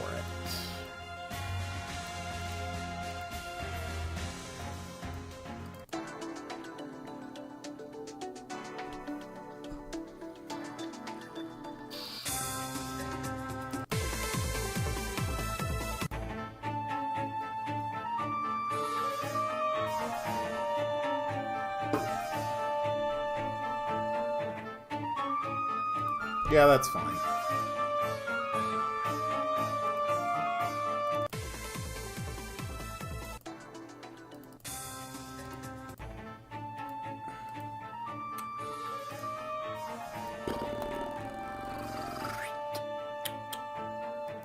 Yeah, that works as a dungeon. Okay.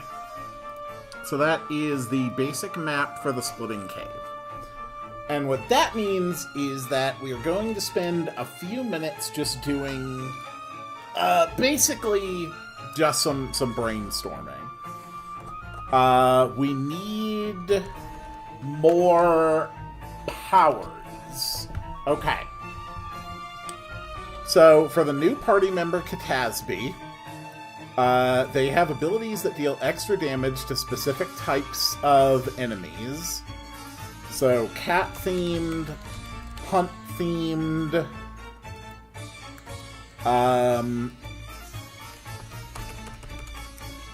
so, what do we want to do? We have, like, an anti-bird / flyer skill,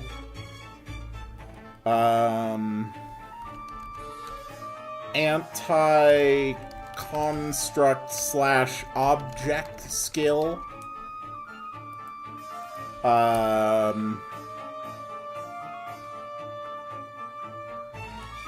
So this is like a cat knocking something off. The anti-flyer skill is going to be, I don't know, what do I want to call that? Just like,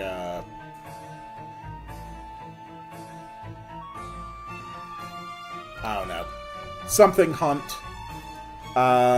We can also have an anti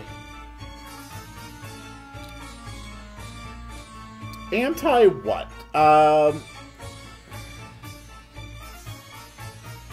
What about beasts?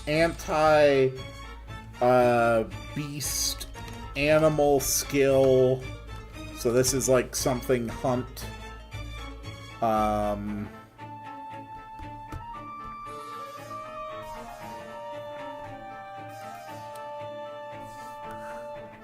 I guess that works. We also want some stuff in here that sort of relates to the bat heritage. So let's have, like, echolocation, increased hit, crit,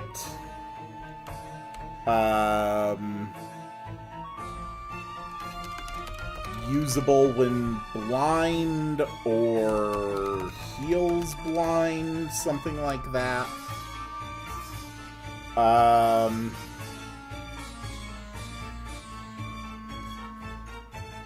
What else? What else to fit with cats, hunting, being a hybrid between the bats and the cat people. One of the things I do want is to have the next level of Ryu upgrades mostly power up their abilities. So, Ryu ability upgrades. Dark will get Toxic Fang to poison. Blue will be able to freeze. Red will be able to burn. And green, some kind of a status effect for green as well. Green is really just focused on, like, physical power. What kind of power for you?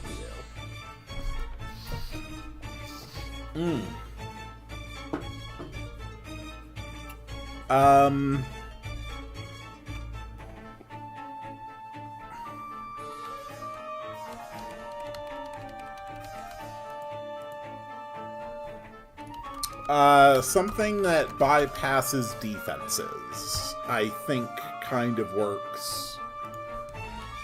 We also need Malter shot.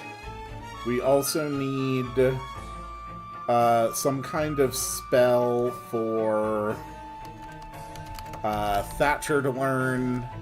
And we need something for Elena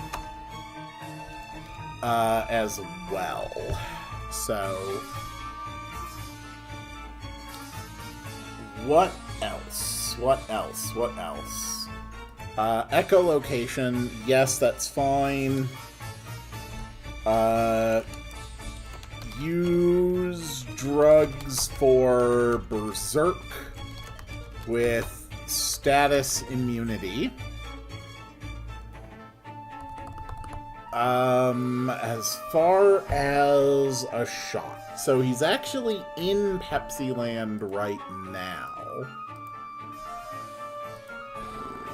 So Malter is in there. He's got Furnace Shot, Gravity Shot, Sunlight Shot, Growth Shot.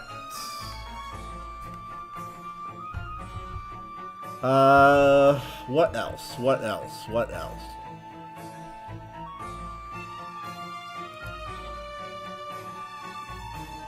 I mean, the obvious idea is Pepsi Shot.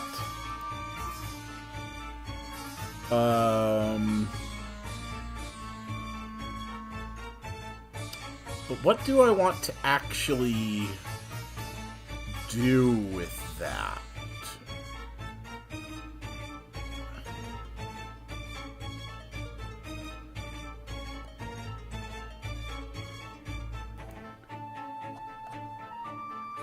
Okay. Malter skill is going to be Liquor Shot, which makes enemies drunk, decreasing their stats. Okay, so that works.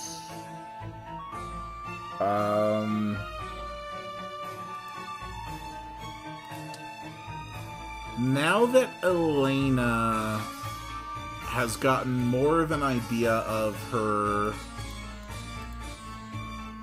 heritage and the history of where she's from, I want to start moving her into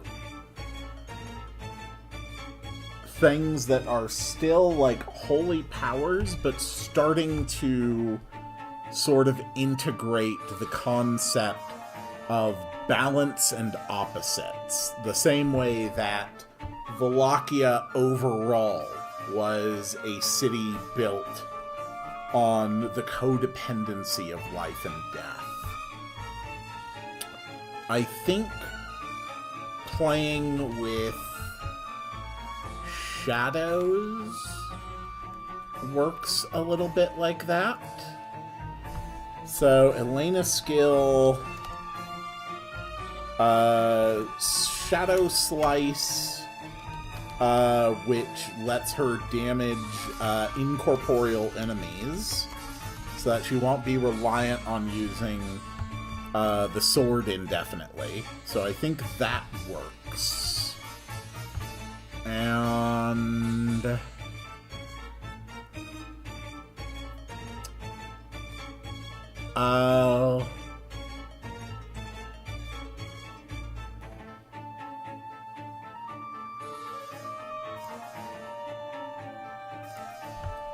How about...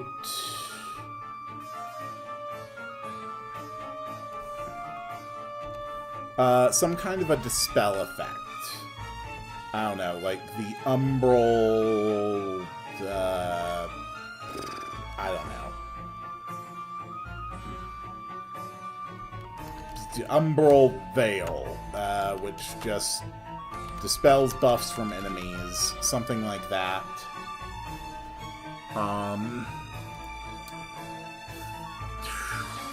What else? What else? What else?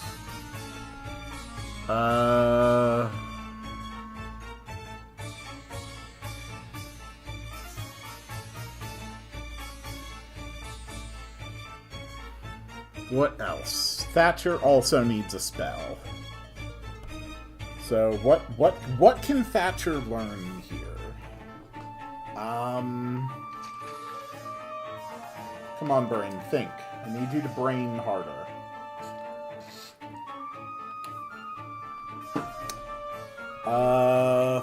Thatcher does have a pretty good set of spells.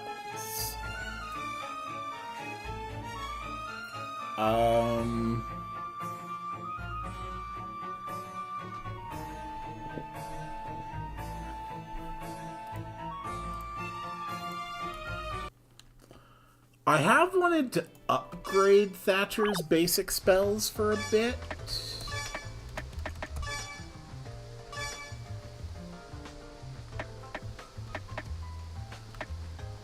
Because a lot of what we have is very much rooted...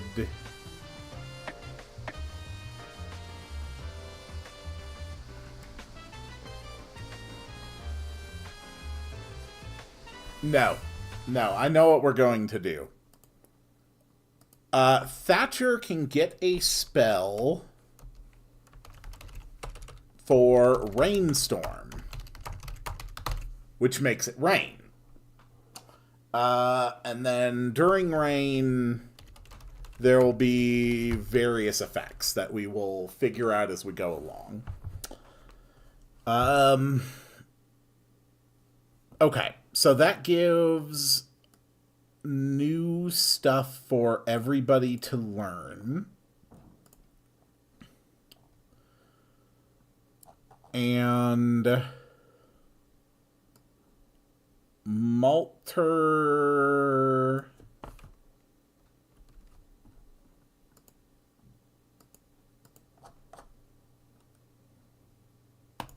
Malter can also get the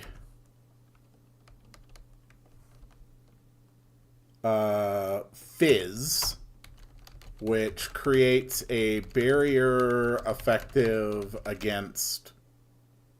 I don't know. It creates some kind of a defensive barrier.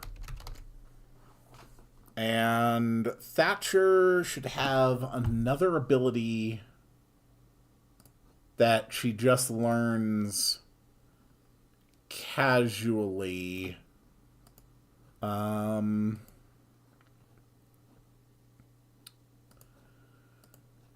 What would be another just good basic spell for Thatcher to get?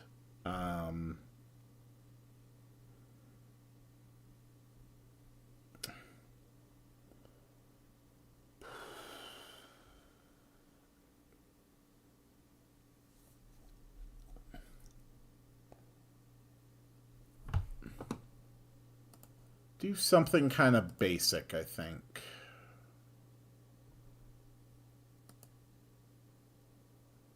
Sleep? Sleep might work. Okay. Thatcher can learn Sleep Spell.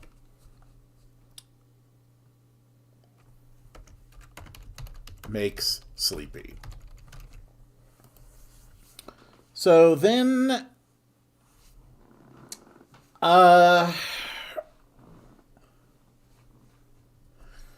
Catasby skills. What else? What else for that? Halves incoming damage. That's not a bad idea.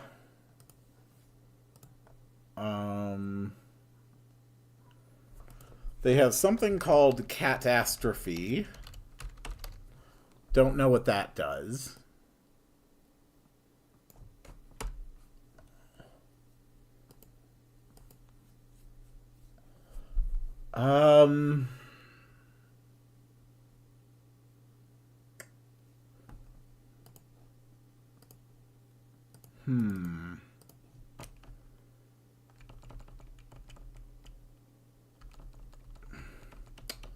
What else? What else? What else?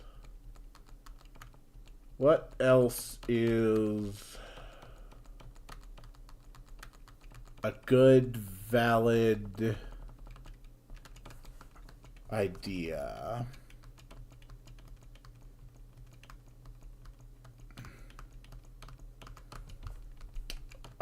They're from the jungle. They're from the swamp. So we could go with something more nature-powered as well. Because we really don't have anyone who's like nature-powered. That isn't really something that we've touched on. So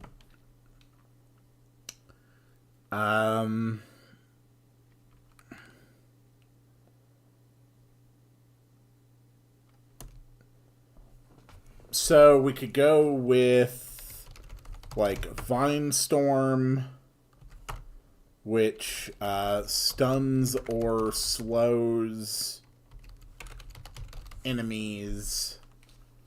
I think that works.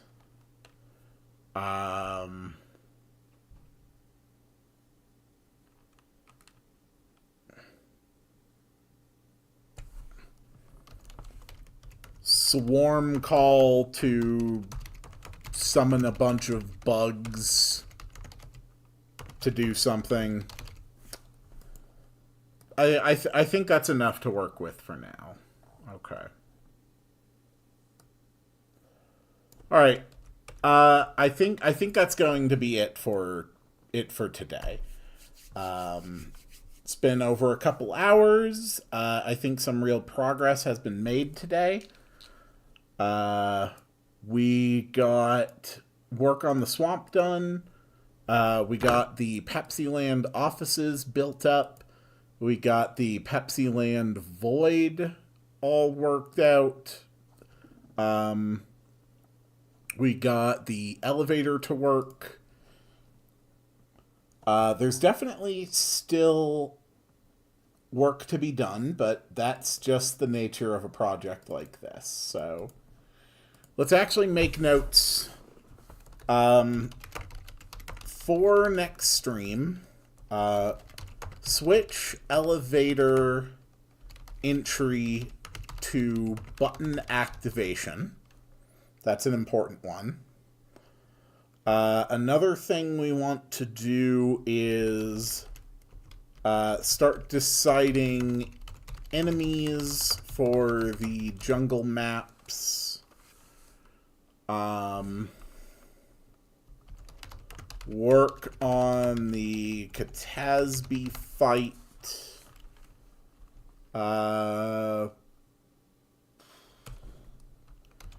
Do map work on the Splitting Cave, and create the Pepsi Land portion of the Pepsi Portation travel grid, so we can actually be using it.